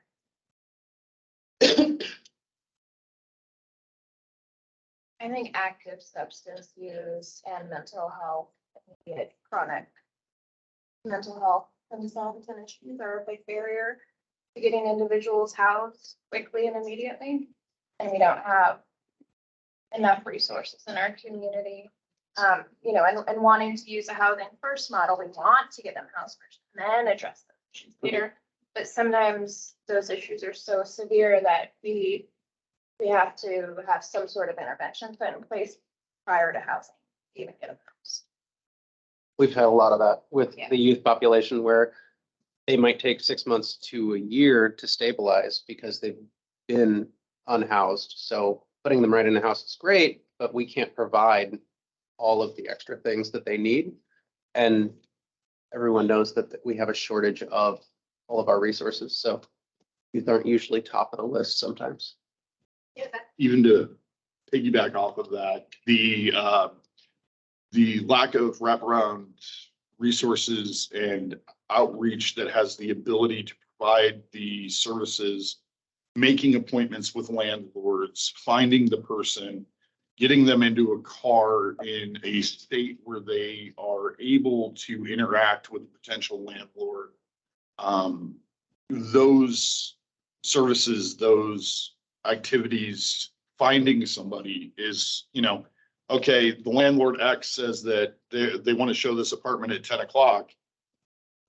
Being in Anchorage, if you're 5 minutes late, they've got 6 other people who aren't, and they're already calling them. So finding people who are experiencing houselessness and making sure that they're in a state is something that falls through the cracks. Yeah, I'm going to use that as a way to make a plug. Most of you have access to HMIS. We're really going to be in the next year stressing using the client notes features in HMIS. It's the one-stop shop, so we can hopefully know where someone last was. Outreach is doing it. Outreach is trying to do it real time. So I'm going to use that moment to make that plug so that if you are looking for someone and your client, maybe you can look in HMIS and there will be more up-to-date information. One of the other things we're working on, we just had the opportunity, is we have phones and minutes, and we were looking at some text banking and some more texting communication with folks. So we are trying to close the communication gap because I think that if we can't find people, we can't help them, and we can't connect them. So thanks for raising that. I think that's really a key issue. We can have all these other things, but again, if we can't connect with folks. Do we have anything else online, Ellen? Yeah, multiple people have mentioned peer support again, and Mary Abraham said there's a need for on-site support services for vulnerable populations with significant barriers. And Jamelia said, Each individual needs to be met where they are rather than presenting a set of prepackaged services. Do they need mental health, transportation? Do they have physical limitations? And the list goes on. And Stephanie Williams says, this may not sound believable, but this is what I joined this for. Please call me if you need help with case management. And again, there are people making connections in the chat. Aaron says, with a 3% uptick in houselessness for Alaska Native and American Indian, is some of that due to displacement coming in from communities? Just moving from community to community poses challenges of their own. I have one more comment from Lady Murphy.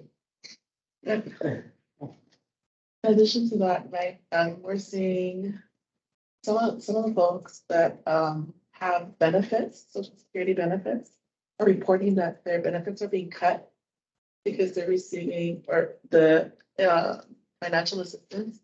CFA is being counted as income, which it should not be.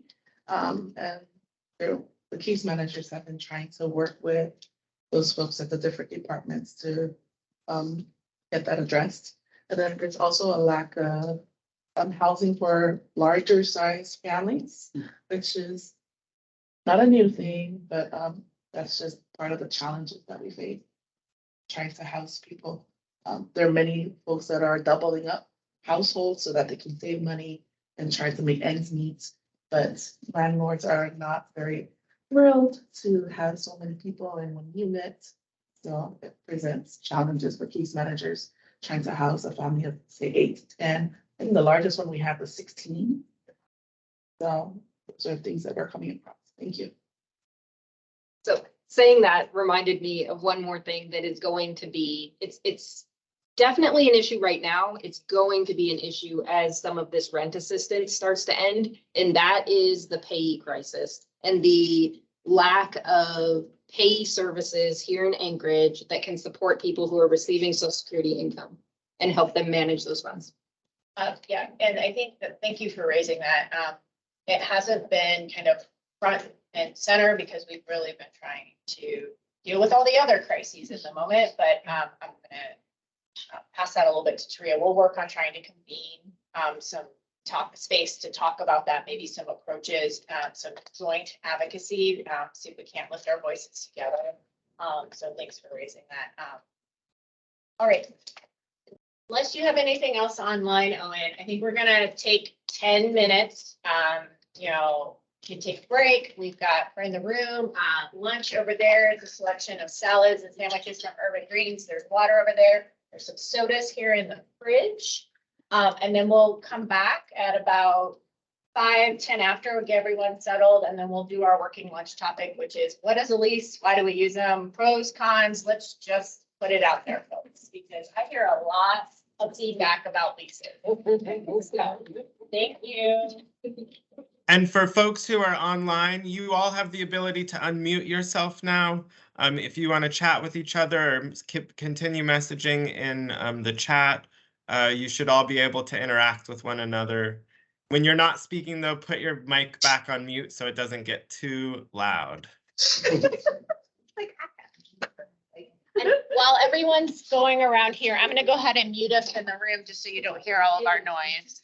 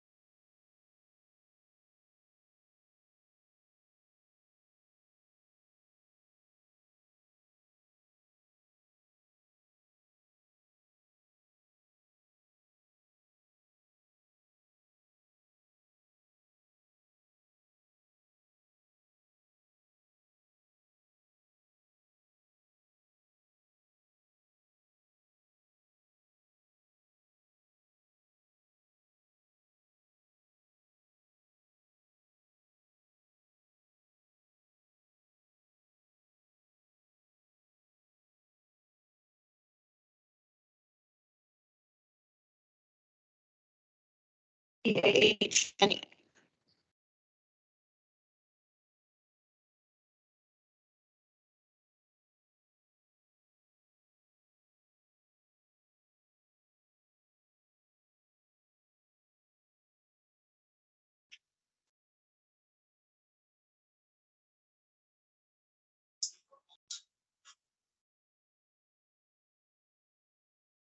Seven, 444, 1843.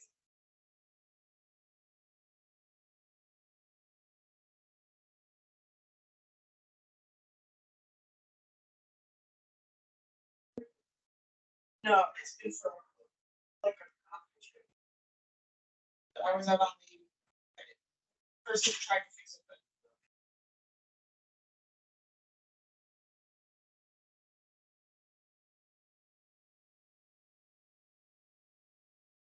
but they literally, customer support literally transferred me to you.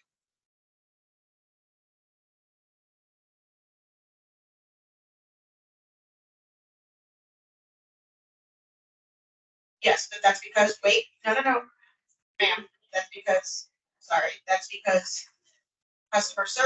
technical support transferred me to them accidentally. She said it was a business account, so I had to be transferred to you, but I already talked to customer service or technical support. They said that the phone feature wasn't added and it needs to be added by you guys.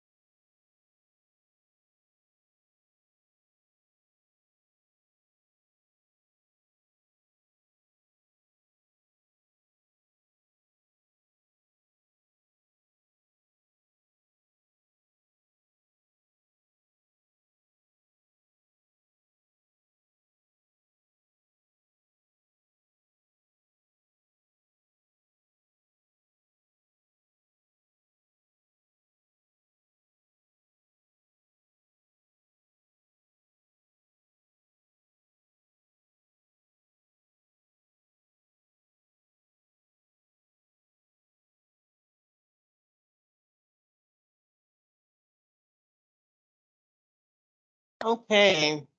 Can you hear us, Owen, or can everybody online hear? We can hear you. Okay, great.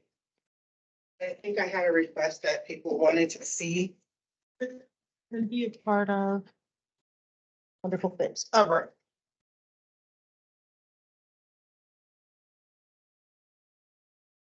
So Meg will be back with us tomorrow when we reconvene again. And I'm hoping he's not here, that we'll have someone else from the municipality come and join us unless Scott Campbell is online. But as we're talking now, this is our working lunch. So of course we want to work as we're eating. Hopefully you grab lunch online. And what we're talking about is what is a lease and why do we use them? We know a couple of people didn't have to leave, and that is okay. We are hoping that folks come and go as they can throughout these 2 days and just having that important dialogue and discussion. So the question is, we know, hopefully all of you know what a lease is. And this is not the part where I'm supposed to be getting the conversation. So the question is, we really wanted to have a dialogue. And the first question is, why don't you want your clients to sign a lease? And the reason why we're asking it this way is because we're getting a lot of feedback from case managers. And this kind of leads into our other topic today about transitional housing versus permanent housing. But what is the scary thing about a lease that you are hesitant to have your client sign a lease for permanent housing versus looking for something less permanent? And anybody can chime in. Go ahead, Sean. If they get evicted, it's an immediate like eviction on court view, and then and they're done in most cases, especially like the younger population with youth. Like this is probably their first place they've ever rented. Sign a 1-year lease, they can't get a job, can't pay. And I know that you can't hold certain things against people, but everybody has access to court view and everybody uses this.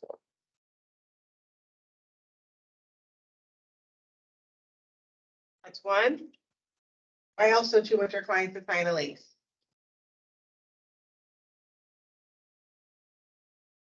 Because if they cannot maintain their term of their lease, they are still held responsible for the term of the lease until the landlord is able to re-rent the unit, thus creating more of a financial barrier for the client if they don't have assistance with the voucher or another program to kind of help with that.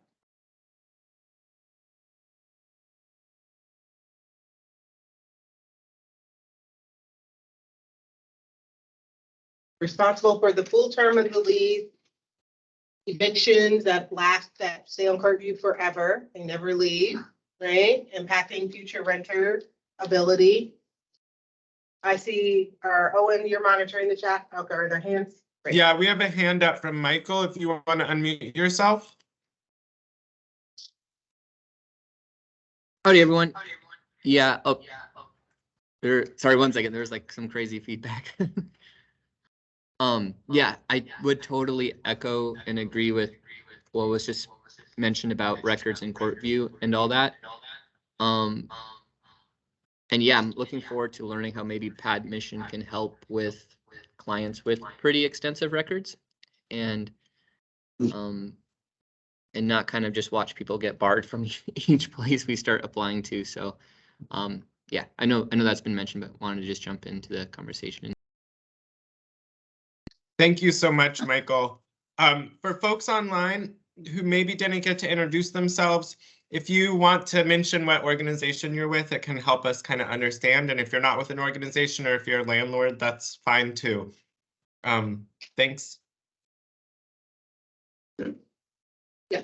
Another possible reason is if the person is quick to find a place, but maybe it's not an optimal place. Maybe they don't like the neighborhood. Maybe they don't like the landlord. Maybe there's a bad match there. And there's, it's better than being unhoused or something like that. But then 3 months, 4 months later, they find something better.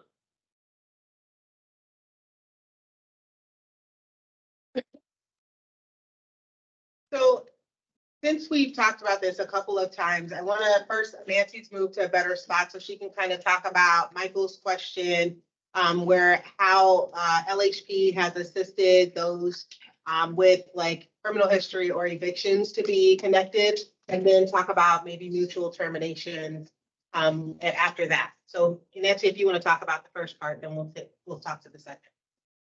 Sorry, what was the first part again? How LHP helps with those who have had past evictions or criminal history connect to landlords. Yeah, so as I mentioned in talking about our efforts, and maybe these will be helpful for your agencies in your practice, that talking with landlords about sort of a controlled environment where they can try a person. We've used some tools around the length of the lease. So, sometimes we've requested a month-to-month lease for some of the reasons that have been raised. If a person doesn't really recognize all the responsibility that comes with a lease, and if you go month to month, it's much easier to break that lease or to end that lease. And I would also say that a fear of eviction is a real thing. You do not want persons to have evictions on their records. It limits sometimes their ability to get other rent assistance. And so that's, a mutual termination is a tool that should be used freely and frequently, talking with the landlord. And I would say this is where communication is very important.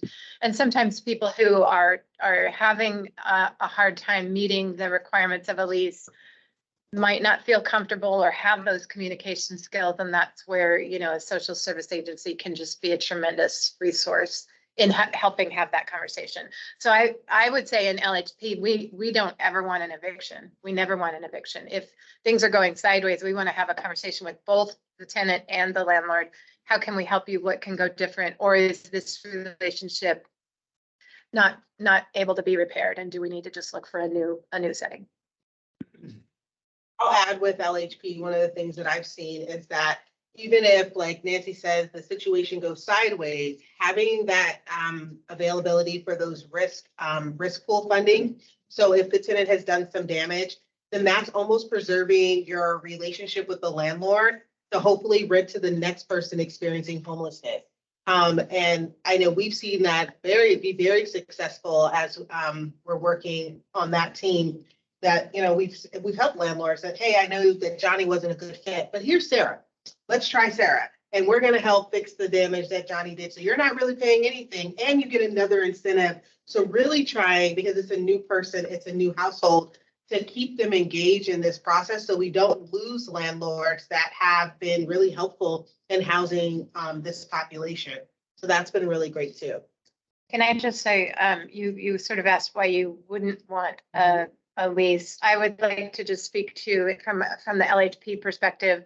We want the lease in place for the tenant.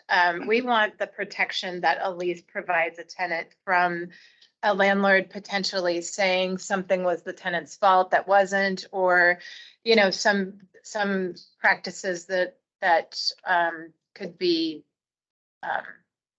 not great practices can happen.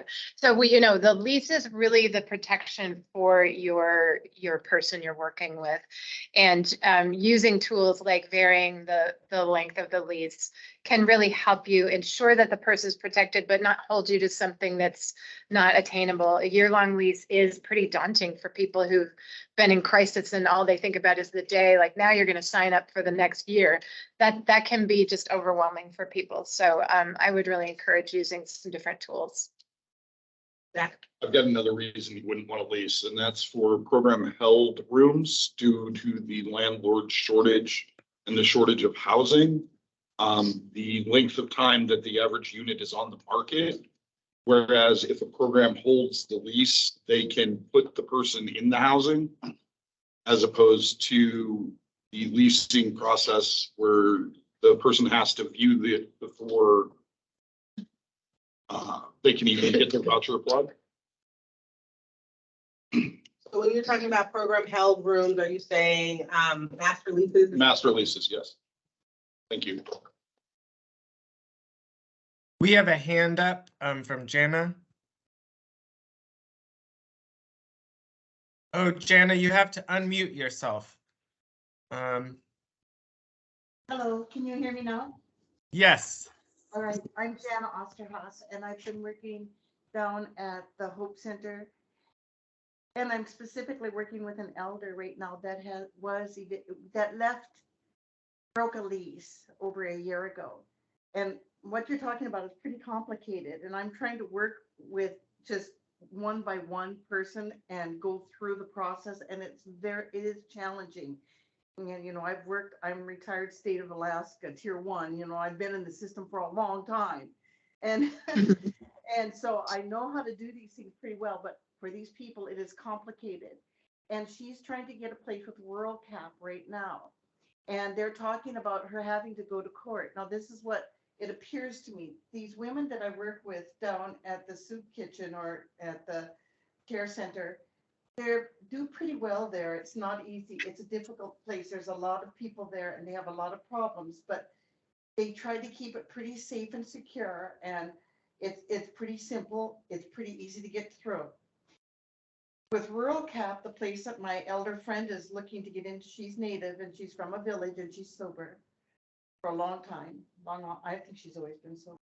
But this place is in Muldoon, and it appears to be a rather secure place that they've designated it for like women or families. And I'm wondering, in the place that she left because there was people doing drug trafficking and they were stealing and she couldn't sleep at night. It was unsafe and she got unhealthy as a result of it. I don't know whether there is a potential of them designated places for certain populations. I'm also been working with the transitional housing some just because I have friends that work with that and I've offered to volunteer for them. I have quite a few resources and I'm just kind of wondering, how can we help people to get places that are adequate, that they can be healthy, that they can feel safe and secure, and if they can have certain populations going to certain places, and what protection do they have if they're in a place that I believe we're going to have to go to court with this elder because she left and broke a lease. These are hard things, and she's needing a lot of help. She's wanting me to help her, and every day, and it's a lot of work.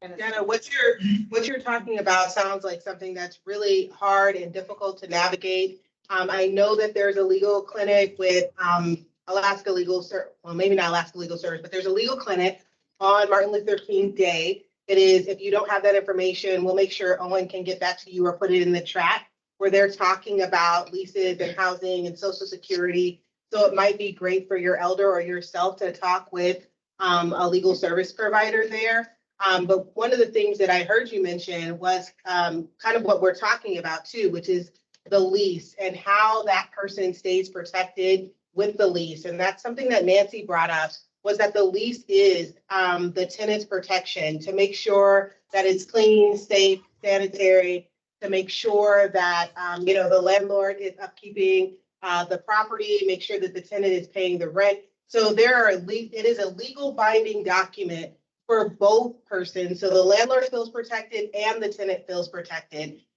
So yeah, I would encourage you to go on Monday and talk exactly with a legal services person regarding that specific case. When it comes to leases, and we're talking about leases that, are part of the Landlord-Tenant Act, and they have specific guidelines here in Alaska that they have to follow. And I know that we all probably that have done some kind of direct service have seen a lease that does not follow the Alaska Landlord-Tenant Act. And I have horror stories myself on that. So thank you for your comment, Jana, on that one. And I know, Mercy, you had another reason. I was just thinking temporarily before the program participant moves in, we recommend that they do not sign the lease until the case manager and the participant can walk through the place for that initial inspection prior to moving in. Because if they've already signed it, you can't help them. You can't advocate for them to move in as is. So that's a temporary reason why we tell them not to sign yet until we can make sure that the unit they're moving into is actually ready for them to move into. I just want to let you all know that the video has gone out again. I don't know if it's an issue with the computer falling asleep. There's also a comment in the chat. There's a landlord-tenant hotline sponsored by Alaska Legal Services, Monday to Thursday, 6 to 8. The number is 855-743-1001. Maybe the internet is on my side not working. I'm glad other people can see. It definitely can be the ACH internet that's happening here. I also can say that we can see the chat too, Owen, now, so thank you. So I saw another hand, or I saw something? Not sure. Oh, there we go. Laura. I knew I saw a hand. It's in the room. So another tool that we use, especially in our permanent supportive housing programs, to accompany the lease is what we call a HAP contract. And it further binds the client or tenant and the landlord, and then whatever agency is kind of assisting them. And it outlines different expectations and rules as part of the contract, as well as if the landlord's willing to sign it, it asks the landlord to try to mediate any issues that come up between the provider and the client, and to avoid the eviction process as best that they can. So that's been pretty helpful to get landlords to do mutual terminations and not go through the eviction process, as well as it outlines responsibilities for all parties so that it feels more like a relationship than, a duty on each side. What was the name of that contract? We call it a HAP contract, a housing assistance payment contract. I think one other dynamic where in past experience have seen people not want to sign a lease is one, they've been in queue for a cook inlet senior housing forever, and they don't want to lose that by being in a lease that they can't get out of. Also with different programs, often you only get one security deposit. So if you are going someplace that is, suboptimal, it may have a very low security deposit of like $500, but if you find a better place, you don't have the resources to get another security deposit, because most programs are like maybe one every 12 months. And also possibly losing your homelessness status in terms of your ability to qualify for different kinds of programs or assistance. And so sometimes it's just a matter of waiting for a more ideal situation. And the other one is if people in your household are not able to be approved for a lease or something like that. We have that a lot where you have one person who is a vital member of the household, but will not qualify for being put on a voucher or something like that. And then, so that's unfortunate. Just to piggyback off of that, at OAIC, we do have a lot of participants who are in line for vouchers. And some of those vouchers are a year, some of them are 2 years, 3 years, up to 5 years. And they have to choose between getting an open unit or continue to stay on that waiting list and wait for housing until their name is pulled for that voucher. So they'd have to kind of maintain until they do get pulled for the voucher in order to receive the voucher. Otherwise, lose the voucher and go with the available unit that's open. So that's another thing that a lot of our participants. I just want to clarify, are you saying the voucher is connected with their homelessness status? Yes, and so they would be waiting. It's some of the vouchers are vouchers that we offer, so they would be waiting for that voucher. But in between that time, they still have to maintain shelter. And we provide a 30-day temporary shelter. We can also extend and give people other resources to help them out, but some of those resources are short term. So they still end up having long-term housing, but they have to wait for it because there's a waiting list. And in between that time, they're still facing homelessness with their family. Those are some hard choices. I think we recently had a family who decided that with the landlord. We had a patient landlord who waited for 4 different families and leased up a unit.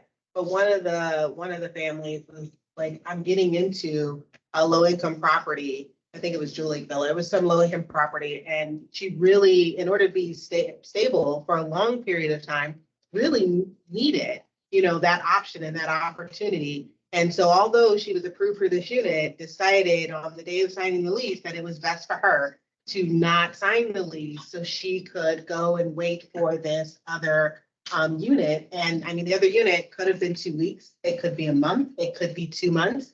And I mean, that was the choice she decided to make because the landlord, although she didn't mind signing a shorter lease, like 6 months, she was not willing to get a tenant and move the tenant in and lose the tenant in a month and then have to, clean the unit and get the unit ready again for someone else. So I have seen that time and time again.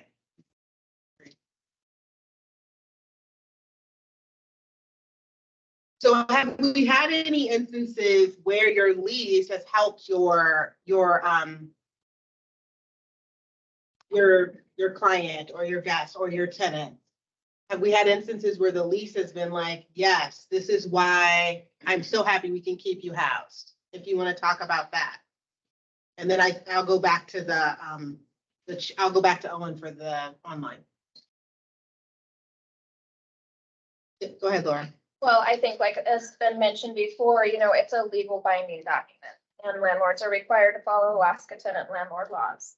They don't all the time or they ignore them. And so having that to present to them and follow up with what other steps can be taken if they don't follow, the lease or the landlord tenant law has proven to be beneficial, especially when it comes to landlords who do prey on the individuals that we serve, as well as prey on the different voucher programs as far as the funding piece of it goes. And so lease has saved not only the programs, but the tenants as well. Maintain the housing. And I would just say, this is kind of an interesting perspective here because I'm the landlord, but I will say I'm a huge advocate of making sure that my tenants not only have a lease, but they understand what is in their lease. So when I do a lease up, I sit down with that tenant and sometimes it takes an hour and sometimes we have to take a break, but I will walk them through every section of our gigantic lease and talk about what each piece means. And so I think that from the opposite standpoint, it is really helpful to have that lease because you're able to go back to it when someone is having a challenge and be able to say, no, wait, the lease here says that you're allowed to use thumbtacks. You get to use thumbtacks. Like it, sometimes I think it's irritating to have that minutia in a lease, but it really does help in the long term to be able to go back. And I think it's really important as an education tool to help the tenant understand what rights they have, what rules are in the lease, what barriers they might have to doing certain things in the unit. Talking about guest policies, talking about, when someone stops being a guest and starts being a second tenant, and making sure that everyone understands that so they know up front and not when it's my guest has stayed for 8 days and now suddenly here's a eviction notice on my door. So.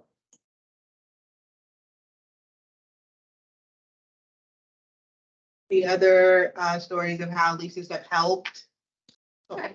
I was about to talk you out because those leases really helped us to manage expectations with landlords.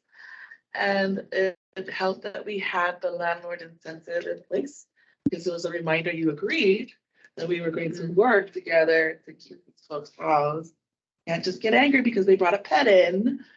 Your language says they can bring a pet in with, a lot of our folks, they have dogs or they come with no pet and then magically there's a pet. So landlords are not always thrilled about that, but when the language says that it's subject to approval of the landlord, things like this always pop up, and then we're able to refer back to the language that they put in there. And it's a benefit to have the program participant understand that they need to review the lease, not only by themselves, but also bring it back to the person that wrote it, their landlord, because they can ask for modifications, they can ask for accommodations, but some of them are in that place where they are so used to being told not to complain, or that they're on the fence about, should I ask for this? Will I get kicked out if I ask for this? So I wanted to say thank you to LHP for those incentives they provide so that we can work with landlords and help keep people housed. There's some comments in the chat.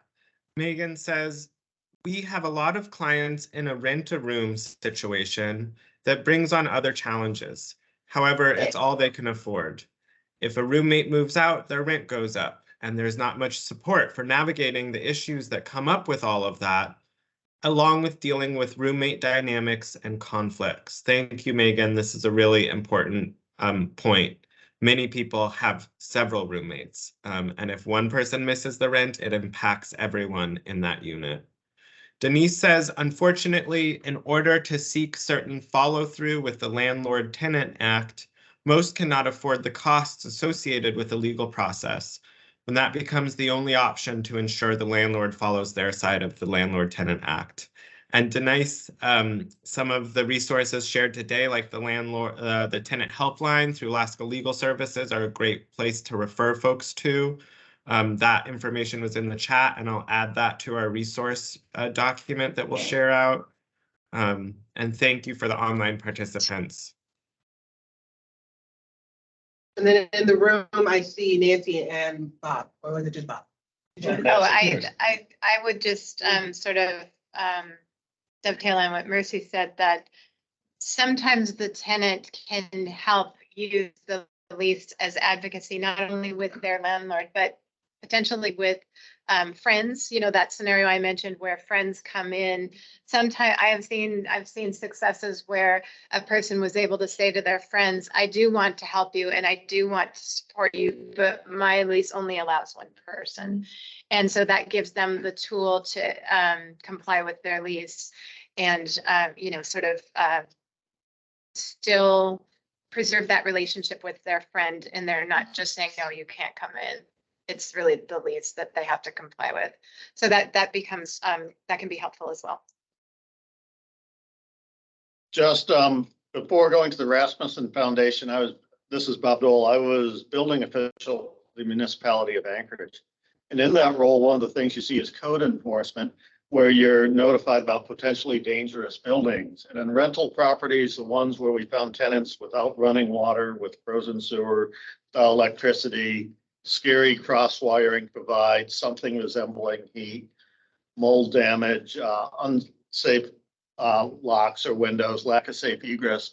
Overwhelmingly, renters in those properties were those that did not have a lease.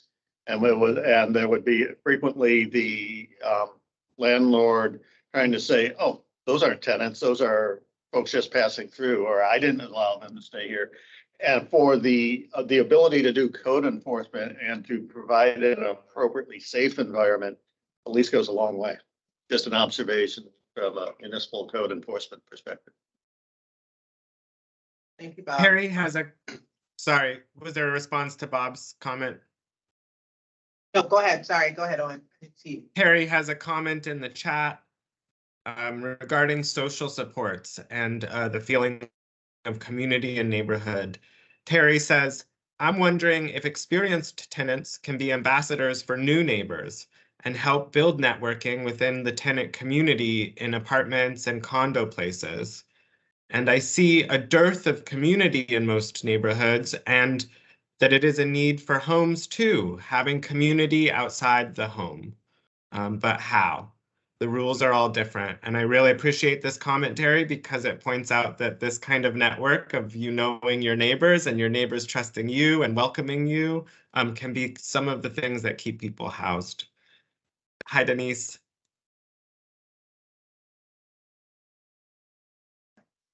So I know I saw a couple of HFC folks online. I'm not sure not that some of the properties have resident councils.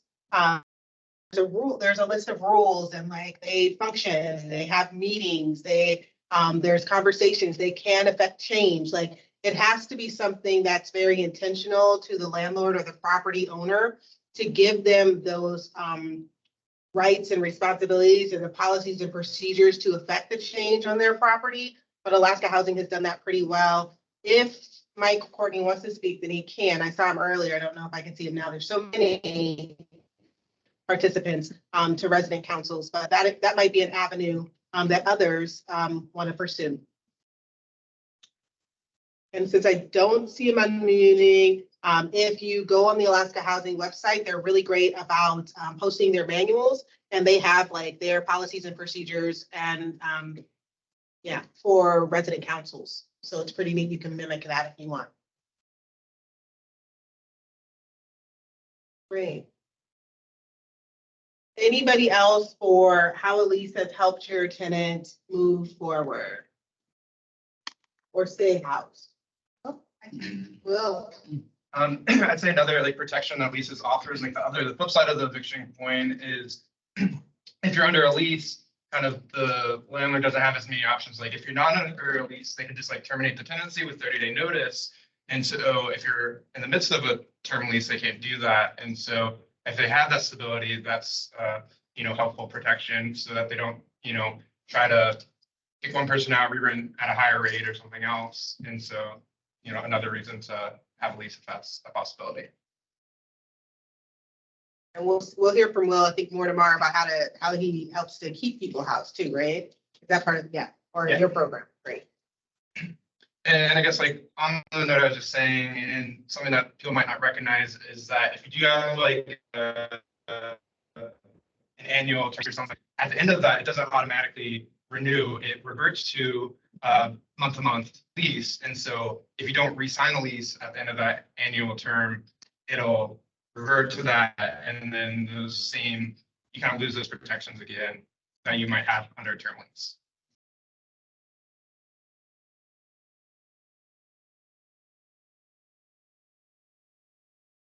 Oh, yes, Laura. I think, to piggyback on the education piece a little bit, having tenants sign an initial lease, especially if it's a longer term lease, like a 12-month lease, and you provide that education, what the Alaska tenant landlord law is, and stuff like that, it pairs really well with whatever moving on strategy that an agency or anything is using, so that when an individual is able to maintain their housing and become self-sufficient, they have that education to further maintain leases in the future. This is making me think about a move-on incentive. If the rub for a landlord is like a person who's on a list for a subsidy and needs that, but maybe in a place for just 2 or 3 months, if we offered some additional assistance to help turn the unit over, and maybe an incentive to do that for a family so they could stabilize, that might be worth it for a landlord. So we could think about maybe carving out something to meet that need. I like that idea. Gloria, the program director at McKinnell House, says that it is nice to know there is potential financial support for present and future landlords, and that they are using Captain Delgado's computer for the meeting. Welcome, Gloria. And Gloria, you can connect to the Landlord Housing Partnership through their website, and we will share links in the chat.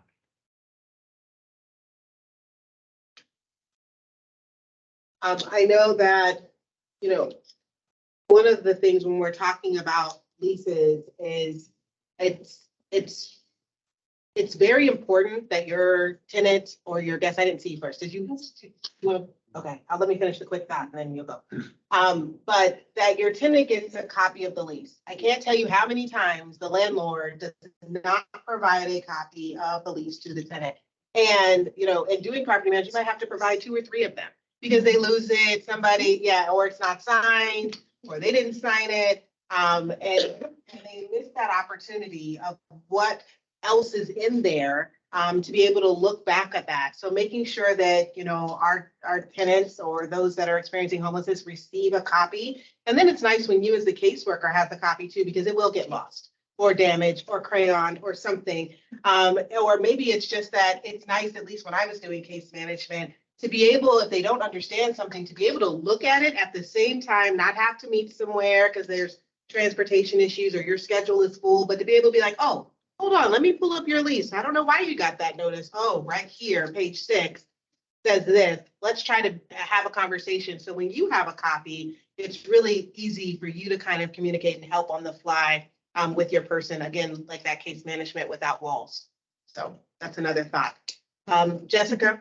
So many things. So hearing that conversation, I think that having that open dialogue with the landlord is super important too, because I can tell you that I have never once turned someone down who approached me and said, I'd like to break my lease because this other opportunity came up. Absolutely. Because I can put the unit on admission. I know it's gonna make it feel right away. Honestly. So sometimes I think people will have an assumption. I signed a 12-month lease. I can't do anything for 12 months. If you don't ask, then you never know the answer. And then the second thing about make the copies of leases, things like that. So from the case manager standpoint, a suggestion I would make is when your tenant is going into a lease up, have them request 2 copies be brought to the lease up. And then that way everyone is just signing and initialing 2 originals.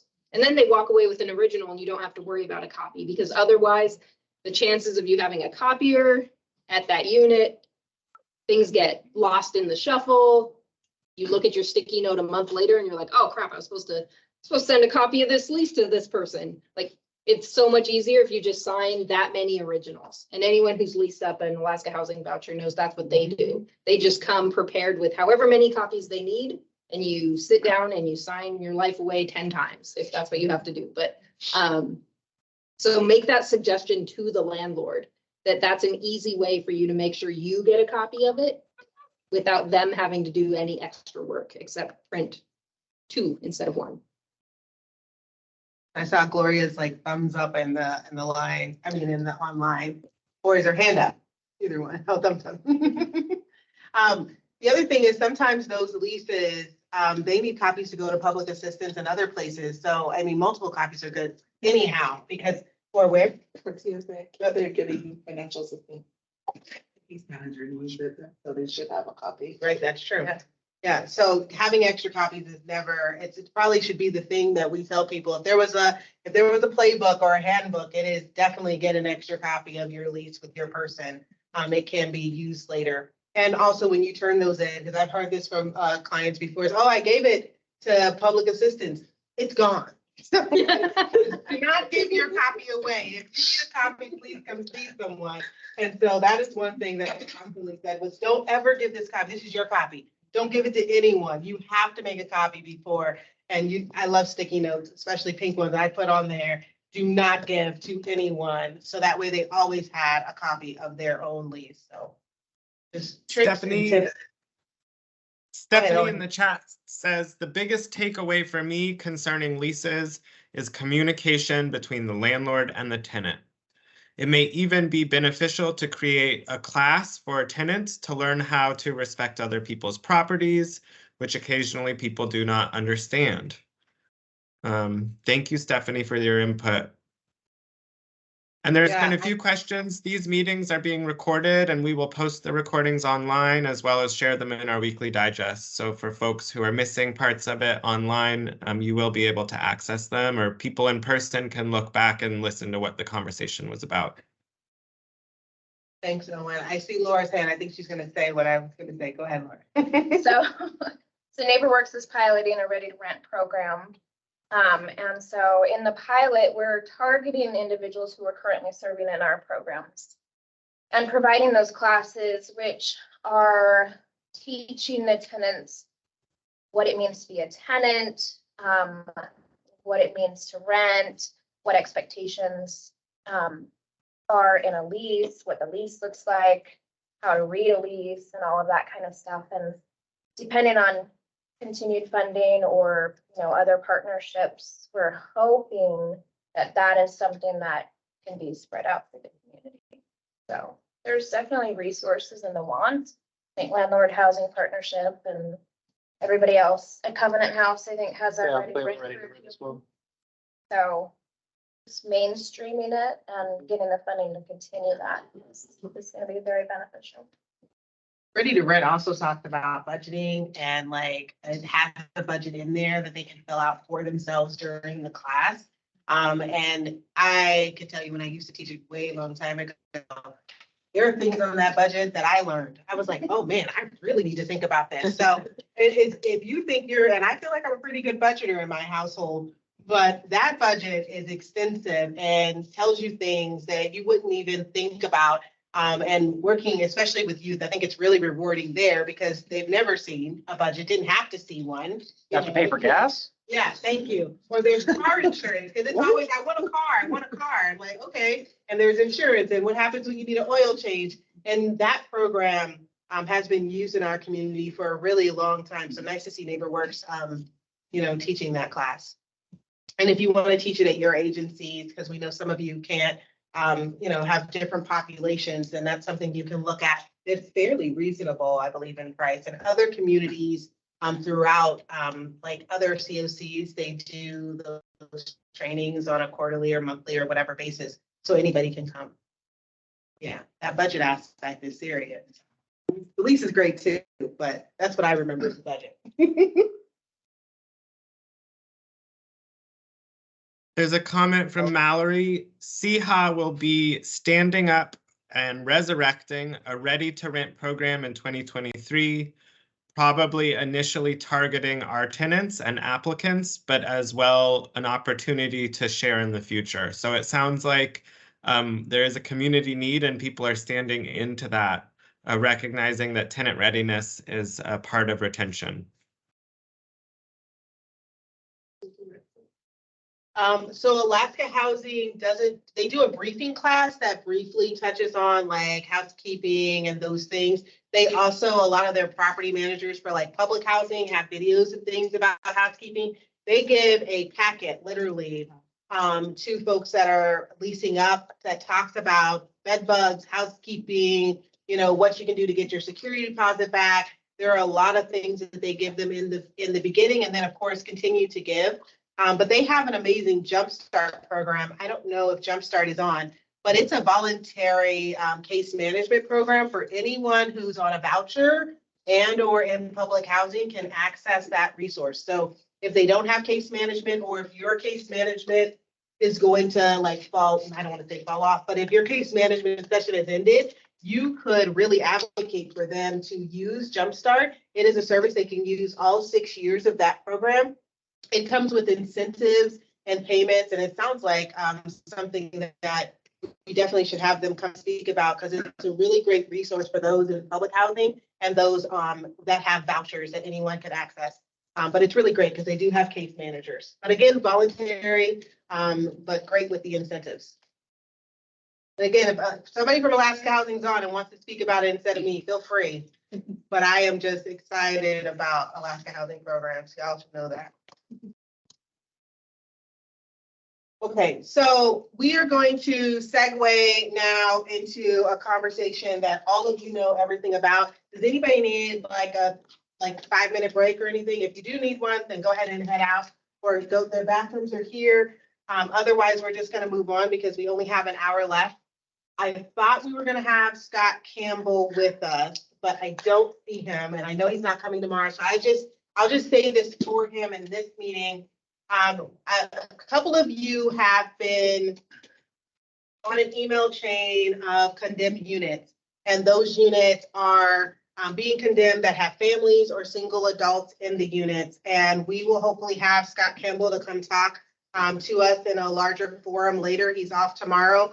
But what he was saying to myself and Yvonne is he believes that there is going to be more units that are going to be condemned as he's looking and doing the building inspections that they are not structurally sound, that landlords have not been, or owners, sorry, have not been keeping up their properties. And when we're seeing that, our system as the HPRF is definitely impacted. So we're seeing it where we're getting emails that, you know, there's 10 households that have to be rehoused in 48 hours. And there is no real system that has been in place to handle that kind of volume, and trying to keep these folks that have been paying rent, that have had leases, to keep them housed or to rehouse them quickly. So in the back burner, if you have been, have you're on those email chains, we want to start that conversation, obviously, as ACH, possibly convening, or we've asked Scott to reach out to your organizations to really have a conversation on who can he reach out to when he's seeing a building, because they don't want anybody to be homeless either. They don't want people on the streets. They don't want folks coming to your shelters. So how can they be proactive in letting us know? And we've asked for like 3-4 weeks heads up instead of the 48 hours, because even if we found a unit today, they're not leasing up today. I mean, even if you had the application and everything in today, it's not today that they're moving in, unless you got a really good like landlord that has nothing to do. But most likely it's not happening today. And we've had a couple really great landlords, but for the overall system, it is something that when I heard of it, I was like, oh, this is a great meeting to bring that to talk about housing as we're looking at, you know, the housing needs that we have across Anchorage. And a lot of the buildings that he was talking about are housing those that are low income or are more affordable units. So $850 for a 2-bedroom is like unheard of. So if those units are completely coming offline, how do we get them online when the building code enforcement team has already tried working with the landlord or owner, has already tried all the tips and tricks, and the amount of money that it would cost? It seems from and this is what Scott is saying, which is why I wish he was here, the amount of money that it would cost would be more than a program like maybe Nancy's renovation program could afford to really fill the delta of what the need is in our community. Laura and others, I see hands, so I just saw Laura first, I'll go this way. Yeah. Do you know if there are going to be any repercussions?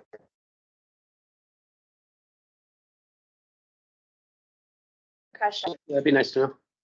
Because I think it needs to happen. You know, I have a few in the area that have been that way for 20 years, you know, and it is wreaking havoc on our homeless system. And not only that, but just on the lives who they are impacting. Wonderful question. I'm writing these down for Scott because I know he wants to convene. I'm sorry, I don't remember your name from the hand commission. Oh, I was just pointing the. Oh, thank you. Okay. Yeah, I was just wondering, like, what is the nature of a condemned building? Is it worse than being houseless? That's a really important question to be just put right back into that, because like there's a whole legal part about safety for human beings. And this is like a whole institution harming people if they're going to evict them. And then they're plunging into homelessness. That's a trauma right there. Is that condemned house worse than that? That's the only question I have on that, and not making sense of that. And I also feel like earlier when this happens, is there a way to tell the people who live there, your housing might be condemned. You might want to think about like moving out. You have the right to break your lease at this point. You have the right to do this. And you don't have to pay, you know, at this point here, the owners are like saying, these people are not going to pay any rent. What are you going to do about that? Incentive to fix that, you know, and at that, like, what are they doing to plan? So this is not a sudden last thing to people who are living in a place. That's like over the top ridiculous. What? I appreciate that. And I wish that, like I said, Scott was here, and he's not here, but I will ask that question. I will say, though, that he did mention with Yvonne and I that there are no, in our municipality, there are no property maintenance codes. And so obviously, you know, us in this room, we are not the policymakers, but at some point those discussions probably will happen with our policymakers. But I will now go to Nancy because I think you had your hand up. I was just thinking about the condemned properties, you know, that ordinance changed how the owners of those properties, how long they can leave a condemned property in place. And I think what we're talking about is potentially the basis of an ordinance, but it should have an appropriation with it, because I would say to the municipality, this isn't our lane, right? Like, these are people who are abiding by a lease, they're housed, and you're condemning something for a public safety purpose. You need to have a program that deals with that. Don't come to us. You're like, we're busy dealing with our crisis.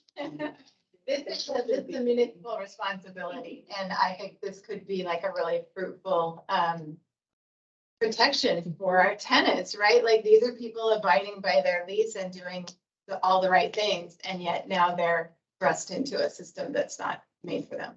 So that's my 2 cents. I apologize. I have to go. I know, yes. Go ahead, Jeff. Maybe it could even be something along the lines of the municipality holding a relocation mitigation fund. And then they will then levy the property owner back for the cost, which will serve a bit of a purpose that if they have outstanding levies, they may lose the property. It may make them less likely to have someone sell them a property in the future. Like, it could limit their ability to continue acquiring subpar properties and renting them out. Possibly I know Nancy said that there wasn't a municipality thing in particular, but there are HUD standards and things like that, and maybe somebody from the state could go after some of these landlords for those vouchers that person may have taken, and ask for that money back, since I know I'm getting voucher money. Right. I know specifically there was voucher money. Vouchers should never have put them in that. Yeah. Fair. I'm always shocked when I hear some of this, because I know what it takes to pass an HQS inspection. And so I'm just shocked that some of these units that I've walked into passed an inspection. I can say from doing inspections, they passed that day. Yeah. And then, the next inspection isn't for 2 years, so. The duct tape fell off. Yeah. Bubblegum dried up. Yeah. The water boiler blew and it didn't get fixed for 6 months. I don't know if Karma's still on, but I'm curious if a property in the municipality is condemned and individuals are living in that condemned property, is that automatically making them meet the HUD's literal homeless definition? Place not meant for human habitation. Yeah, that's. Well, second.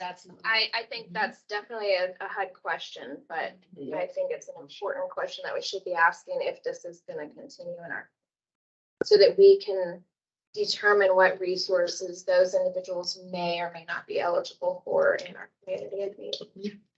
And exactly what Terry was saying, making sure that tenants know when they don't have to pay rent anymore. Yeah. Like, I think that's a big thing, is that if your unit has no heat, stop paying rent. Yeah. But the process to go about doing that, there's a legality. Exactly. to it, Yeah. and giving them that education to know how Here's to. what you not do. stop. Yeah, stop payments. Is Karma, are you still on? And, Yes, I'm still on. okay, did you want to address, what Laura's question was? Sorry, I couldn't see. Or did you hear it? Karma, I can repeat it. Please. Yeah, so I was curious if a building, an apartment building is condemned within the municipality of Anchorage, and there are residents living in that condemned building, do they or would they then be considered under HUD standards as being literally homeless? So Tiara, you have the wrong Carmen. This is Carmen with Shiloh Community Housing. I did not see you, so I didn't know which Carmen it was. I apologize. I meant Carmen. They should. That's okay, dear. It's Carmen Reed. I apologize. Thank you for putting your camera on. Yeah, we'll put it in the parking lot. But I know she was on. Karma is no longer online. Thank you, Ellen. That was a nice segue. Okay, great. Well, now we know all who Carmen is with FPHI. So thank you, Carmen. I think that in Anchorage, these are all valuable questions, but as we've seen with the payee debacle, Alaska is a little bit different. And for balance of state, I know that they were doing some interesting things a little over a year ago with dry cabins. Mhm. And that might be problematic. Like, yeah, like, Just because we're actually doing, we have some funding for relocation for a mobile home park that was damaged in the earthquake. And so that's what we've had some trouble because they've been condemned, they've been all of the above, but they really aren't meeting HUD's literal homeless definition either. So no running water, no nothing, but at the same time, they're not meeting it, so. Yeah, That's why I asked. we run into that in rural Alaska all the time. That somebody who is 18 people living in a 500 square foot house, they're not homeless. Someone who is living in a shed with no running water and no indoor plumbing is not homeless. Yeah. If they were homeless in those areas, they'd be dead. Yeah. Exactly, because Yeah. there's no other option. Yeah. If you are in Nome. Yeah. I feel like there was a question in the chat or a comment in the chat. Owen, do I need to go to you or? I'll just say, so apparently we'll have the chief building inspector, Scott, or somebody here tomorrow, which will be great. And we can bring some of these questions back during our, I think there's a question and answer spot somewhere tomorrow. And we will get some of those cleared up, especially about the question about like, what is the condemned property ordinance or the nature of the condemned building that you asked, Terry, of like, why is this an urgent need to be resolved? So we'll definitely pick this up again, but I wanted to give some space because I thought Scott was going to be here today, but great that somebody's coming tomorrow to answer some burning questions. And we will already have some things outlined so he can, kind of give us some information and then hopefully be able to get those connections in the room of who wants to be a part of that conversation as we move forward. All right, so go ahead. What happened? The comments are up above. Oh, here. Yeah. I'll go there anyway. Yeah. Presentation. It's just something to look at instead of y'all looking at me. Which one? I just reading this couple. About the Not legal. a good job to tell a tenant. I'm following and monitoring the comments. Okay, We can thanks. keep moving in the conversation. Okay, great. Alrighty. But it'd be nice if the community did step in and say, don't pay rent, because I have an employee that was staying in one of the places that like the sprinklers froze during the freeze last year. Fire department came at 4 a.m, couldn't get a hold of the landlord. Fire department's like, well, we're not leaving until we do. A couple hours later, they're like, well, we gotta go. And he's just like, do I keep paying rent? Do I not? Like, I don't have water now. Like, so he was able to get out of his lease, but it's just like, that was an employee. Like, Right. we had youth in those apartments as well. So it's just, yeah. Nope, I agree. I'm looking forward to this conversation and I think it's going to lead to hopefully further conversations. Owen, are you allowing me to share this presentation or do I need to email it to you? I can, are you conference room? Yes, yes, sir. Oh my goodness. If you send it to me, I will share it. Okay, no problem. And again, it's more for something for you guys to look at, not because you don't know it. And then it is a conversation to be had. Why are you not showing up in the? I don't know your email off the top of my head. It's like it should just show up. Hold on, Owen. 5,000 emails. Why don't we just do this?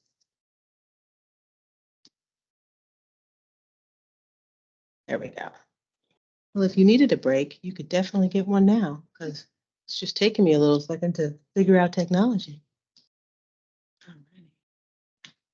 Okay, Owen, I sent it to you, which is great, but then I can not do the thing.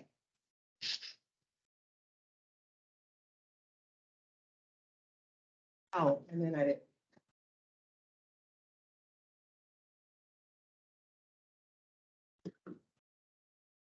So one of the reasons I think that Meg wanted to talk about transitional housing versus permanent housing is at the coalition, we get a lot of conversation from new organizations coming up who want to open transitional housing. And our first thing is, please, it is needed. And can we do a lease? Can we do permanent housing?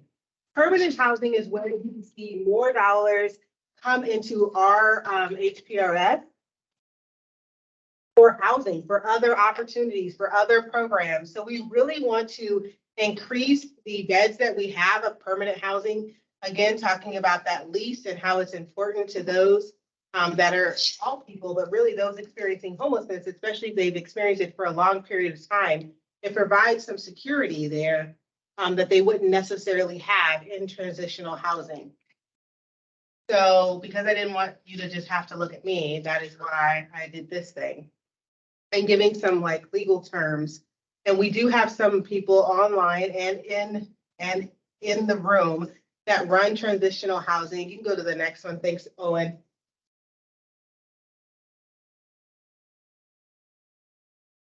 Okay, awesome. So this is the, thank you. This is the HUD definition of transitional housing. And basically it has to have an occupancy agreement, and then they are participants of the program by choice for up to 24 months. That is transitional housing. I know we have some examples of who does it in our community, and I know there are others online. It's not an exhaustive list, so there are other folks. But when we talk about transitional housing, we are talking from about 2 to 24 months of housing. And I guess for some, I've heard we can go 0 months to 24, because if somebody is, as Jessica talked about, having a different opportunity, she's going to let them leave Safe Harbor so they can go into their housing opportunity or another program. Like, if she's not going to keep them, even though it hasn't been 24 months. So it doesn't have to go the whole 24 months. Next slide.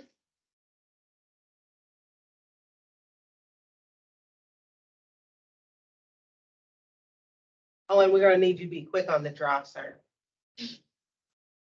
Thank you. No, why does it skip like 2 slides? I think there's a delay. Can you go back? There we go. Okay. Transitional housing is considered shelter. I know a lot of you do not think that. You think it's transitional housing and it's different, but HUD truly counts it as shelter. It is, we don't get extra points for transitional housing. Like when we're doing the count, the hit count, it goes into shelter. It does not go into other housing options. Housing first or permanent housing projects are being funded first. But we also know, as our HUD director stated, all things are important in our HPRS. So there is a necessary lane for transitional housing.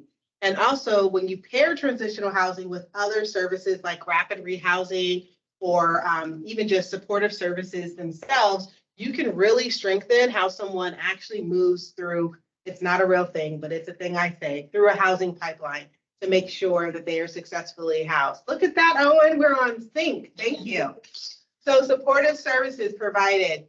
A lot of transitional housing programs provide supportive services by choice. So it's not a requirement, but it is there if that client wants to participate.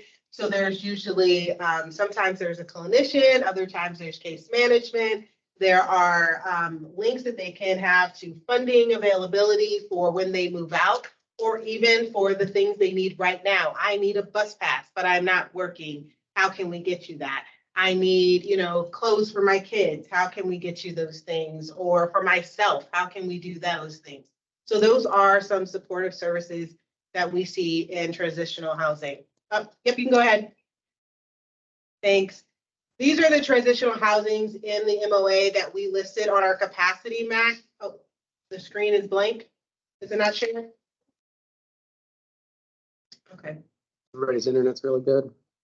Hope the internet works out well. Okay, let us know, Brenda, if you're still having issues. So Covenant House of Alaska has transitional housing, Henry House, House of Transformations. I believe I saw Miss Elizabeth online, Rural Cap Safe Harbor, and we do have SCHI.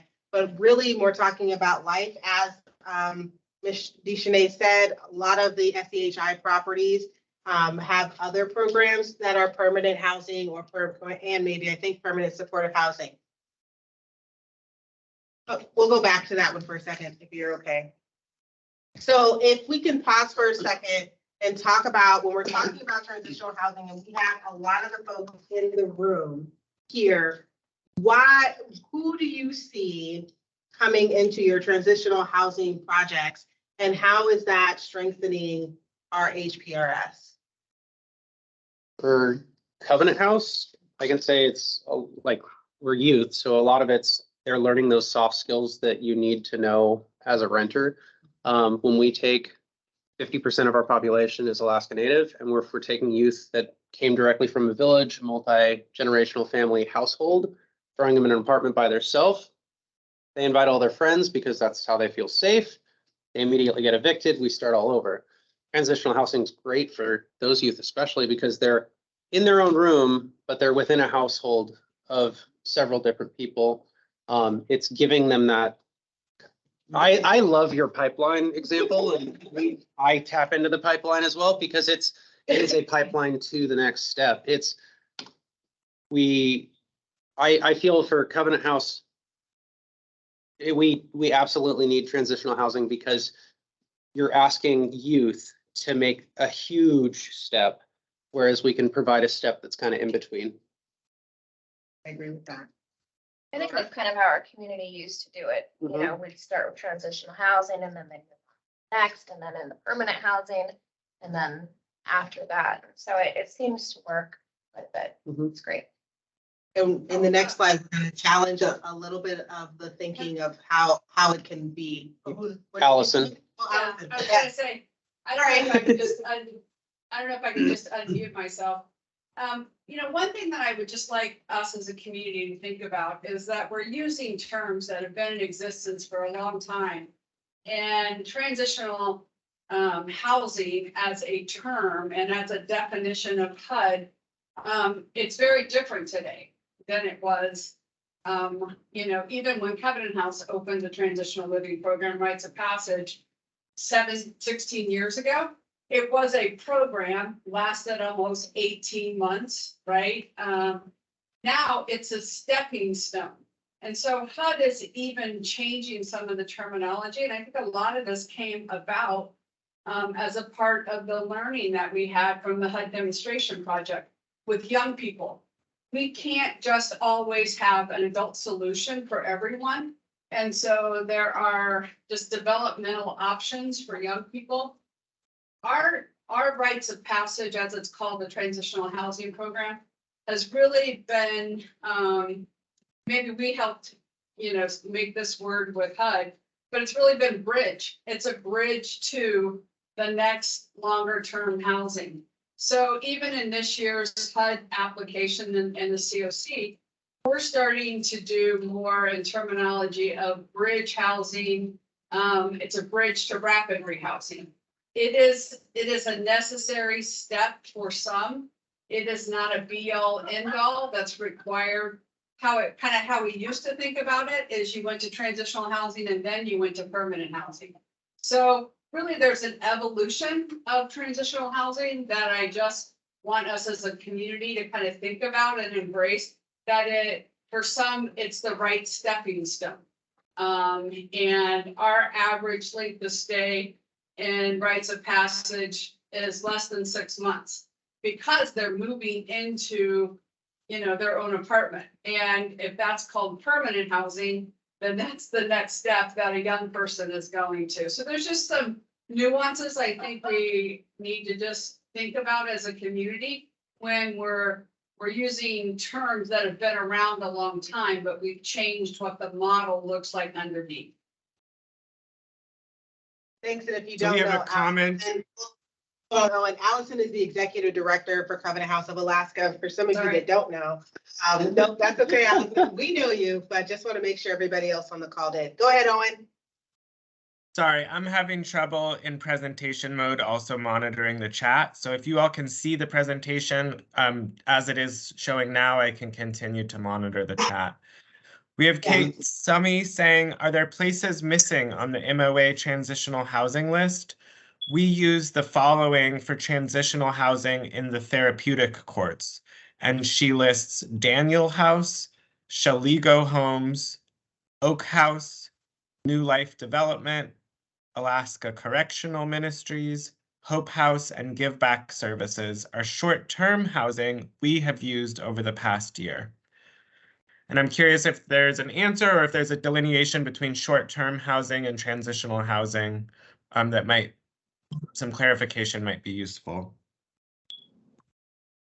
If Kate wants to, can she come off mute, Owen, and kind of explain that? Oh, hi. So I was just saying, so I'm just in the therapeutic courts, these are the transitional housing places that we've identified, of course, in addition to Henry House and House of Transformation. But the other list of people, I guess are they not considered transitional housing? This list, I know we're all competing for the same resources in Anchorage, and this is the transitional housing places that we use. So I wouldn't even call it short-term housing. It's transitional housing, and people are in these temporary housing placements until we can get them into permanent housing. So I guess the question for the group is, it would be concerning if this group of places that we compete for everybody else in the community for beds at these places, that they're not considered, if it's holding up people's housing applications, that they're not in the right housing. Right. This is, like I said before, this is definitely not an exhaustive list. We did a capacity map at the Anchorage Coalition to End Homelessness, and we invited people to add their organizations and kind of how people can access their programs, where they find the application, what age range, that their participants are in, what their occupancy fee is.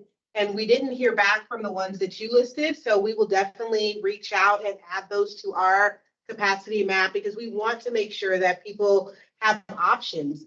That's part of like the next thing, which is it needs to be a person-centered approach, and meaning they have the choice of where they're going, and whether that's 7 options or 3 options or whatever, but we're talking about person-centered kind of planning, and that progressive engagement and client choice. So thank you for adding those to the chat. And I know Owen's going to save that. I do see, well, I'll let Owen monitor the chat, but I'll be Thanks, and I'm absolutely happy to provide contact info for every one of those places.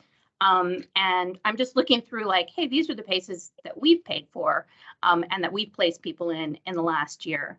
And we certainly wouldn't want, like, I guess another one that I missed was Homer Foods or 9th Avenue Motel. So I'll put that in the chat.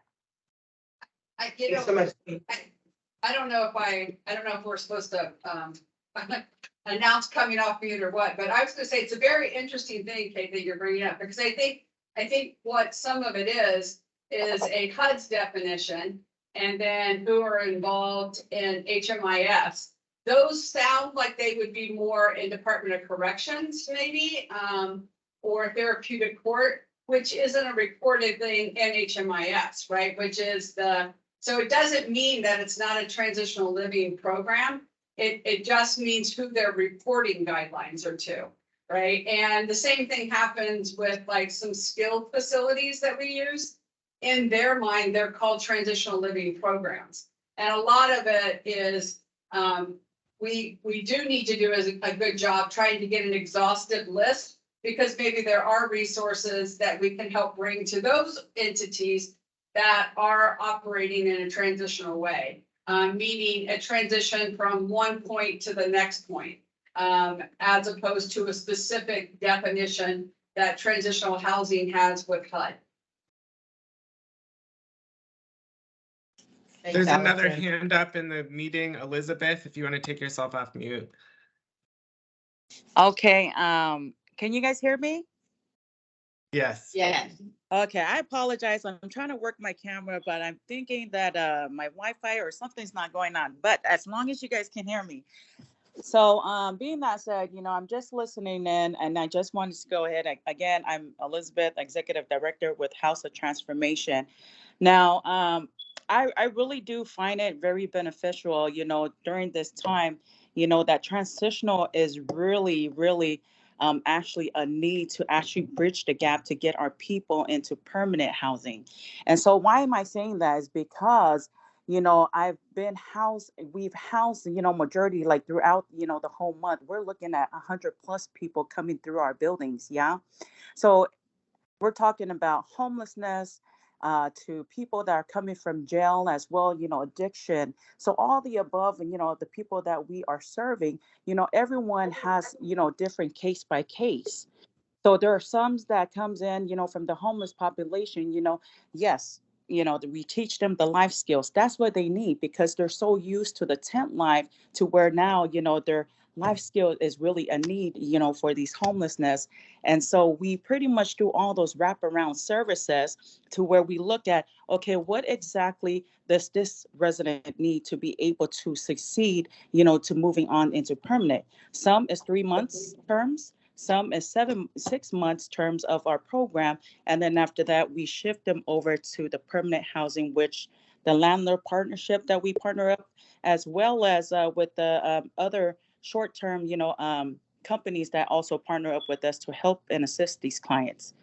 So also with that, having structure, from having structure, in the homes and stuff like that, this will actually set the record straight for each and every individuals that we are actually helping right now from homelessness to prisons to get into permanent. So I do find it, that, it should start off from transitional into, to permanent because it really, really, really, and I've seen a lot of, people, having success moving on into actually permanent. And now they're really working very well with all the landlords that we've been connecting them with. Thank you, Elizabeth.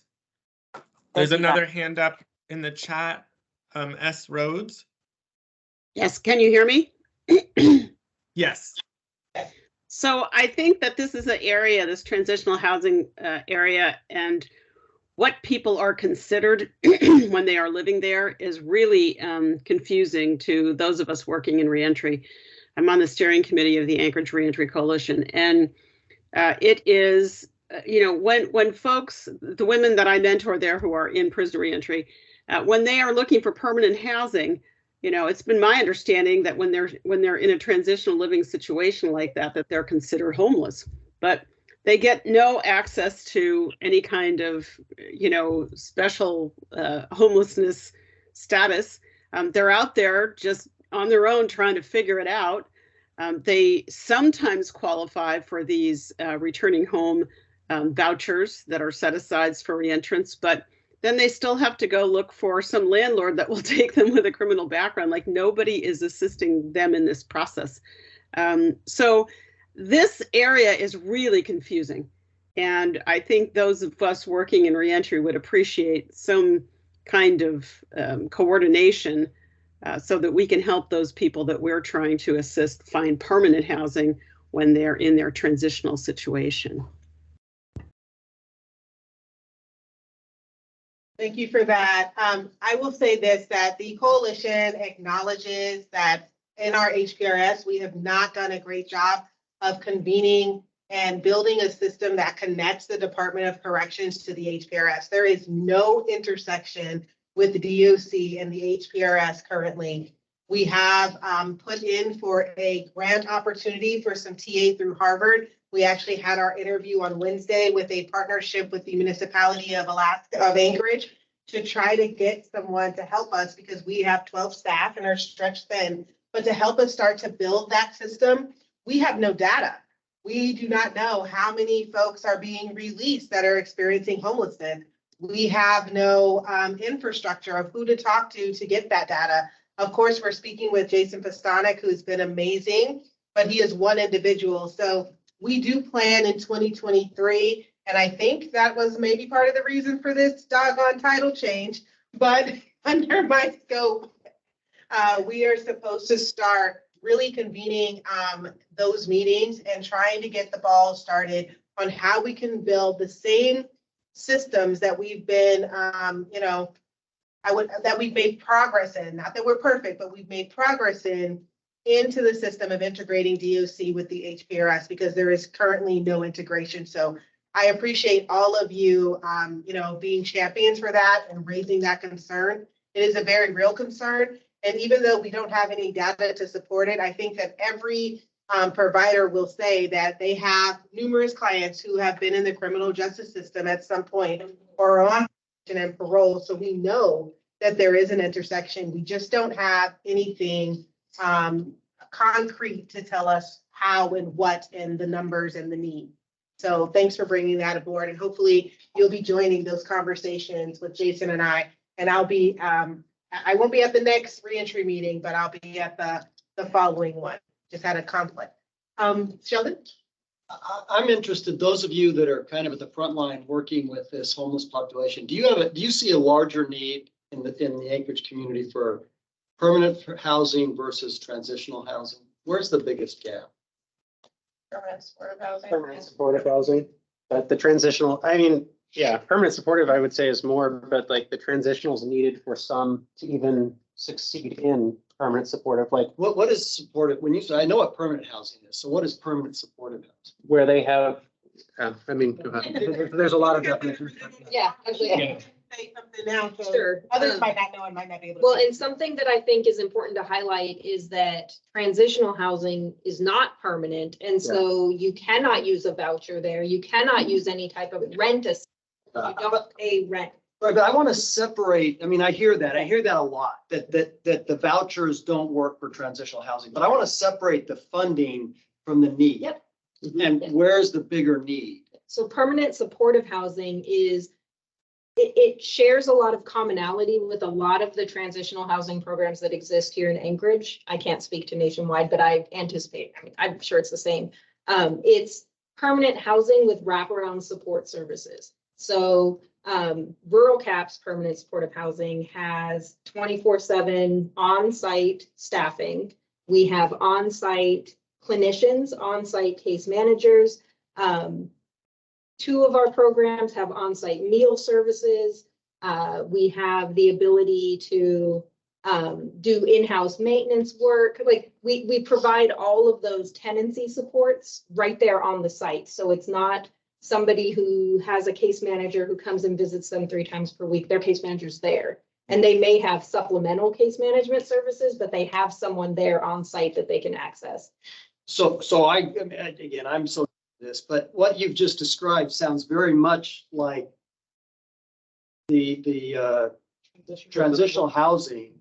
You just put a permanent framework around. Yep, and they sign a lease. And a lease. So they get all of those protections under the Landlord Tenant Act.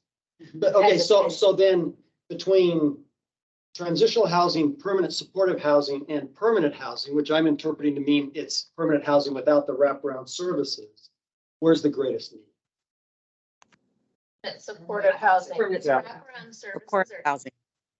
maintaining housing stability for a majority of the individuals that we do serve, both in transitional housing and outside of permanent supportive housing. It's those services that are the greatest need in this community.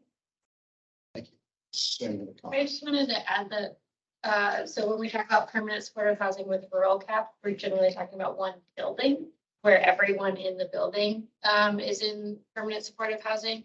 But then the other version of permanent supportive housing is scattered site or kind of a smaller grouping. So you have in Home for Good, you have permanent supportive housing where the units might be, it might not be the whole building, or it might just be one apartment, but the idea is to bring that level of services to that person individually. So in one way, I think in Anchorage, that's important, is it's really hard to build a brand new building for permanent supportive housing, and it would take a long time for us to do that. And then the other part being client choice. If we can bring those services to multiple then people have more choice about where they're living. I've worked at a couple places in the lower 48, and one of them had transition housing, but the program was long enough that it did qualify for a lease. It was a 3-year program, so there was a lease involved. So what's the difference between transitional housing with the lease and permanent supportive housing? What, just correct me, because this was a while ago. Maybe the regs have changed on transition. If you sign a lease, it's not transition. It's you permanent can't. at that point. Yeah. Transitional housing, it has the time limit, which is under the 24 months, and it does not have a lease. That is period. That is exactly how HUD will identify transitional housing. It does have an occupancy agreement, which usually talks about program fees, which range throughout several different programs. It could be, $50, it could be $400 or $600 a month that people are actually paying. So they're paying something, but they're not paying rent. It is not rent, and they have no protections under Landlord Tenant Act. Or the FHA. Some of the families also. It's Transitional. I mean, the best way to say it, like with Covenant House, you've got our like main shelter where you're going right from the streets into a shelter where you're stabilizing. And is that transitional? No, that's That's just still a shelter. That's just shelter. Shelter. And then from there, like, depending on where you're at and answering the question that popped up in chat, like right from homelessness, you don't have to go to transitional. It depends on the person. Like we've had youth that have been homeless for a year, came into the shelter. We got right into rapid rehousing their house now. Like it's another option, just like when you were 16 and you had to get that first job. Like we didn't all work at McDonald's. Like we had options. It's just another option, and it's the right option for certain people. So. And it's really important to individualize the plan of care for whoever you're working with, because like you said, some people don't need transitional housing. Transitional housing can help build those skills to their level of comfort so they can be more successful when they do move into permanent supported housing or permanent housing like themselves without the support of an agency. Yeah. Oh, and So there's then- hands Shiloh up in the Community chat. Housing. Shiloh Community Housing has our LIFE program, and that's our transitional housing program for youths that are 18 to 24-year-olds. Our program can last, again, from 18 years old to 24 years old, and then we transition them, hopefully, into a lease. And at the end of the lease, at the end of the transitional program, they'll be able to be self-sufficient to live on their own. Yes, we charge a program fee. There is guidelines. Along with that, we offer our Life at Work program for them to help them become self-sufficient in working, doing their career goals, whether it's graduating from school, getting into college, doing some type of vocational trade. And then hopefully after they're done with that, they can actually move into some of our apartment housing that we have, our affordable housing program, where we have housing for individuals with no age range, just starting at 18 years old. So there's a hand up in the room. I see your hand up, Elizabeth, and I want to read some comments from the chat. Okay, can you guys hear me? I'm sorry. I just wanted to go ahead and add on some little, so that way I can pretty much paint the picture for each and every one of you guys, like what exactly I'm actually seeing on the floor right now, and being able to see a lot of success, coming through, different cases from, people from the jail as well as homelessness. So what I'm seeing here is that, majority of all the homelessness that I have been serving, coming from the tents, into our transitional, after, we help them with the life skills and stuff like that, then I go ahead and, if they want to be able to get into their permanent housing, they will go into a permanent housing with also, still continuing having our services where we go and check up on them.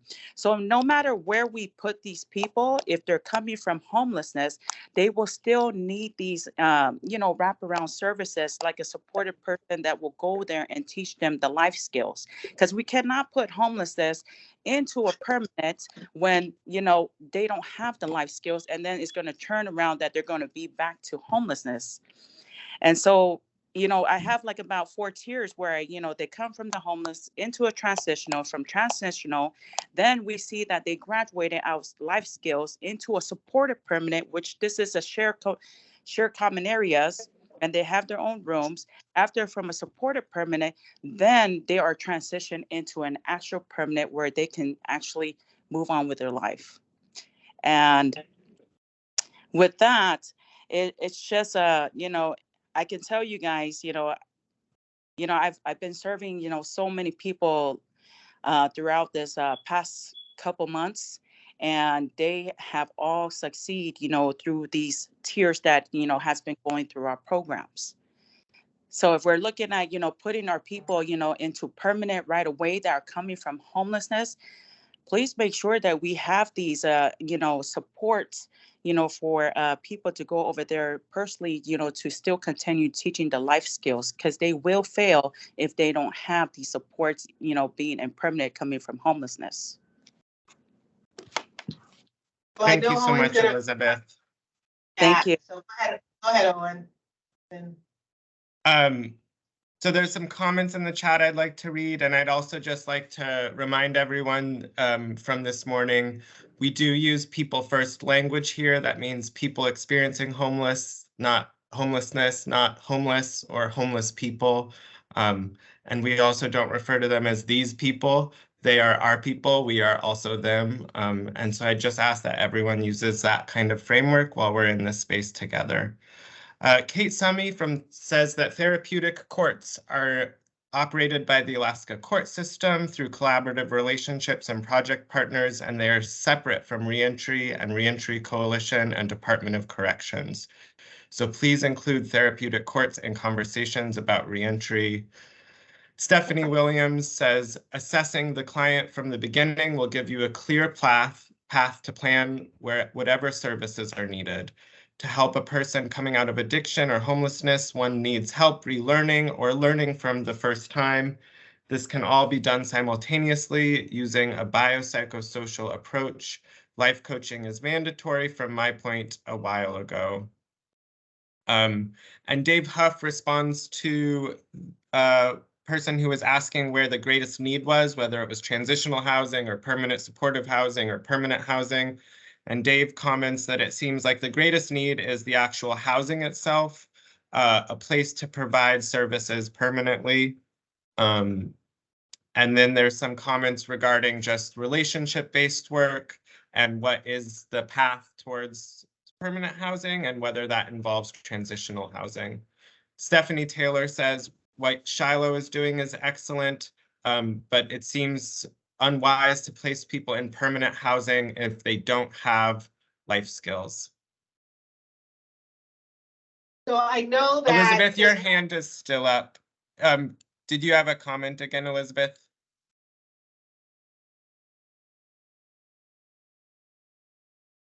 Oh, and I'm going to assume it's just up. I know we have 12 minutes. So what I will say is that our community definitely is challenged with the thoughts of having to go through so many steps to get through permanent housing. So Owen, can you go to the next slide? And I'm going to go through these slides because I want to really challenge the thinking in the room. And I'm going to say that ACH is challenging the thinking, and you heard our HUD director challenge the thinking. One of the conversations about when you're doing case management is about progressive engagement. So you're meeting the person where they're at. So when we have persons experiencing homelessness, there is no one size fit all. It is not going to be the same way for Johnny, the same way for Susan, the same way for the Johnson family, the same way for the Smith family. It is going to be different every single time. So the Johnson family might need a transitional housing, which I will say Angie's comment that some of you might not have heard. We only have, I believe, one family transitional housing that I know of, right, in Anchorage. Am I correct or am I wrong? It's just you, right? Just Safe Harbor. Our families? Yeah. Then yes. Yeah. I mean, Yeah. I guess I was thinking about, There's no option. doesn't Claire House have? Oh, yeah, I forgot. And Claire House now. Okay. Claire House too. Thank you. Claire House has one. from 2022, and I'm saying really, really new. I think that's October, November. Hello. Is that- And that's true. And that's only women. There's still. That's not families that have 2-parent households. So we have very limited resources for transitional housing. So when we're looking at progressive engagement, like I said, it's not only about what the person needs, but what is also available, and looking at your targets and what is efficient. So if we go to the next slide, Owen, and this is where I think our community, one more, we all know what permanent housing is. At least 1 year lease agreement. Thank you, that one. Housing first is not housing only. So I've heard a whole bunch of conversation, and you heard our director talk about it. You should not have to go through a transitional housing program and then go to permanent housing if that is not what you need. You should not also, because housing first is not housing only, get to an apartment and have absolutely nothing and no services and not know when to pay your rent, how to pay your rent, how you're going to wash your dishes, how you're going to pay rent next month. That is stressful and unkind, and I'm going to just say probably inhumane to do that to someone. But if we are truly looking at our system and we are like, hey, there used to be a system where we had to go from emergency shelter to transitional to permanent. That is what HUD is saying should no longer be the case.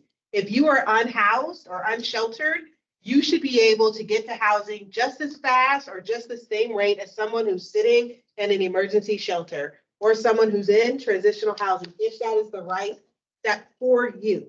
Now, there are some needs, and I know we're going to talk about the gap analysis at the Housing and Homelessness Committee next Wednesday. Yeah, next Wednesday at 11 o'clock. So if you're not following those, you can look at those. But we'll talk about where the gaps are. But you guys are correct in the room. We need more permanent supportive housing. Doesn't have to just live in a building, though. This is where we come with like Covenant House's model and some of your other models of case management without walls. Those services, or what Sam was talking about, that Home for Good has actually done, can go to individuals if they're on 5th Street or if they're in Lower Street. It does not matter where they are. The same services can be provided if our agencies are choosing to put those resources and funds to providing those services in those areas. So I know this is a taboo conversation, and it's one that I think we, and maybe the AC will champion some more conversations and education around, because we're all very passionate about the work that we do and seeing results. And there is more than one way, but also we cannot pigeonhole ourselves in the thought that they have to do these things, that it should be dynamic, it should be robust, and it should be funded. It should be funded work that you are doing as we're going through these things. So, and I know we have some funders on the line. I said a whole bunch, and I'm hoping that means there are a whole bunch of comments, even if they're not ones that are popular. Mine was not a popular one, I'm sure. And we have a couple minutes if somebody has something that they want to say regarding that aspect. Elizabeth from the chat says everyone is doing a great job. House of Transformation is here to continue to serve alongside everyone. Thank you, Elizabeth. Really grateful for you here today. Carmen Nikolai says Shiloh is placing individuals in our life program for transitional housing, where they gain life skills to become self-sufficient while participating in the life program, which helps them meet their educational and career goals. After graduating this program, we have affordable housing options. Affordable housing is needed, Carmen. Thank you for reminding us about that. I really like the way Turia is framing that different steps will work for different people, probably at different times. Or kind of when we're talking about a 12-month lease might be really daunting for someone. An 18-month transitional living program with rules also might be very daunting for someone. And so I think a lot of times it's really just tailoring it to that person. A lot of transitional living programs have rules about sobriety, and we know that not everyone has sobriety as one of their personal goals. So, just matching what's going to work for that person, I think, and just keeping an open mind about it's going to be different for everyone. So I think in the same way that transitional housing can be this great step for someone to be successful, it also is not going to work for other people. So I think as long as we can hold those two, as they're both true, neither of those sort of paths we've been talking about are going to work for everyone. And so I think it's important that we have all of it available. And I think just underscoring what you said about client choice and no wrong door, that there is a space for everyone where they're at in their wellness journey. And somebody who is experiencing unsheltered homelessness, who wants permanent housing, should not have barriers to get to permanent housing. They should be able to make that choice, and there should be an option for them. When the resources available in that housing option that they choose, that can help address their needs within that as well. Yep. Yeah, even accessing the services in your housing is another choice. Yeah. Nobody is, but I guess I can only speak for myself. Nobody is forced to engage in any type of client services in any of our programs. It is always a choice. There's a hand up online, Dave Huff, and there's a comment from Terry regarding choosing our roots and the transitional housing project that Choosing Our Roots recently enacted for young people who are not placed into a foster care situation. Terry called up Ariel, but Ariel is now with the Navigation Center downtown and left Choosing Our Roots. And Ariel's not online anymore, Terry, so I'm sorry. Dave Huff and then Elizabeth, I see both of your hands up. So I just want to make sure that I'm understanding everything. I appreciate what everyone was saying. I just want to make sure I have everything correctly. So from what I was hearing from Elizabeth, she was talking about they use a 4-step process, which is homeless to transitional to supportive permanent to actual permanent. And so the way I kind of put that together was basically like the Band-Aid on the problem, the surgery, the recovery, and then the prevention. And so I guess from what I'm seeing, is that wrong? Is that the wrong way to kind of say it? But okay, that's how I was kind of seeing it. But I guess what I'm seeing is I'm seeing a lot of different groups that are kind of moving in the direction. But it's almost like if you're cutting a road in the jungle, you have a lot of groups who are very efficient at cutting the road. But I'm kind of trying to figure out who's the leader that's in the tree that's saying, hey, we have all these different groups, but who's seeing ahead to kind of guide everyone in the same direction.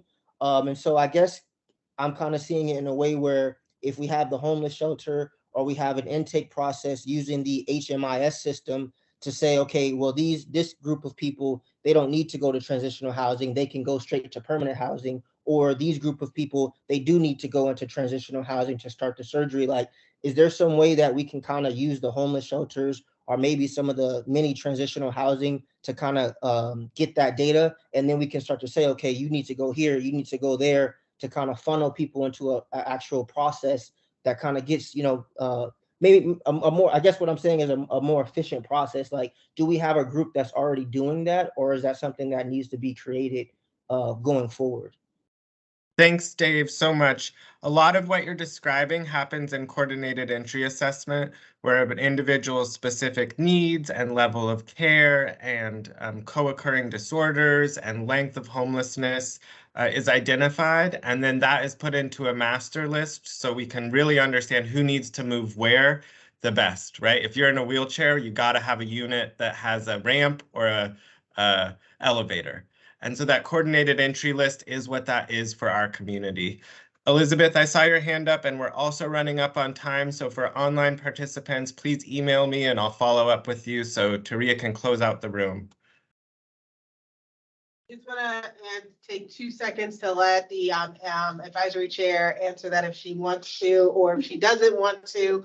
We will definitely follow up on maybe tomorrow some information about advisory chair and kind of like the HPRS governance. I can answer it very quickly. So that what you're describing does exist. It's our Anchorage Continuum of Care, which is our homeless prevention and response system. We meet monthly. We have a governing body, which is our advisory council. People are always invited to submit an application to serve on that advisory council.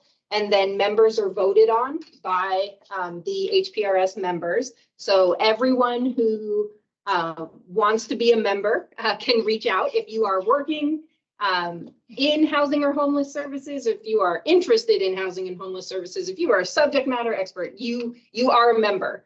So you will vote on various policy decisions.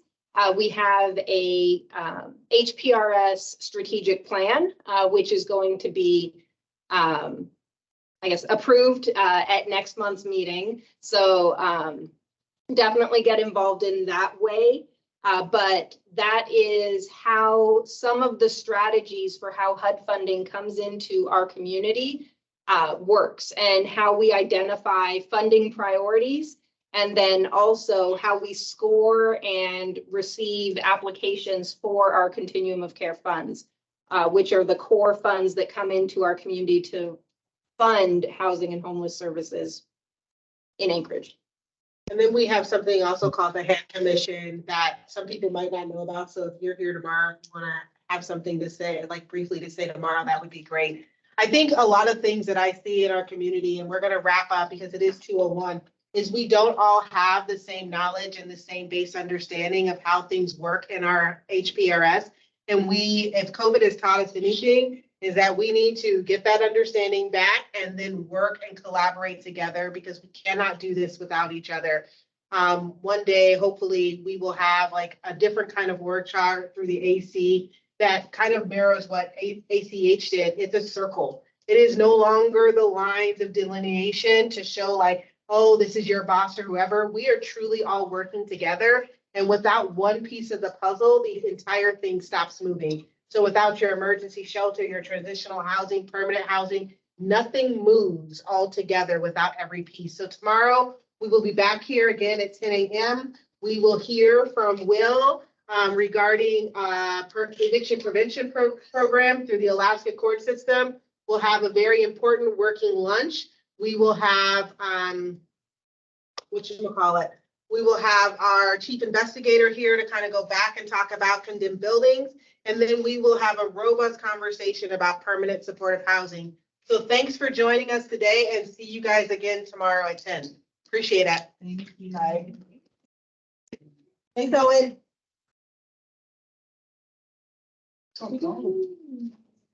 Now everybody has to get back to work.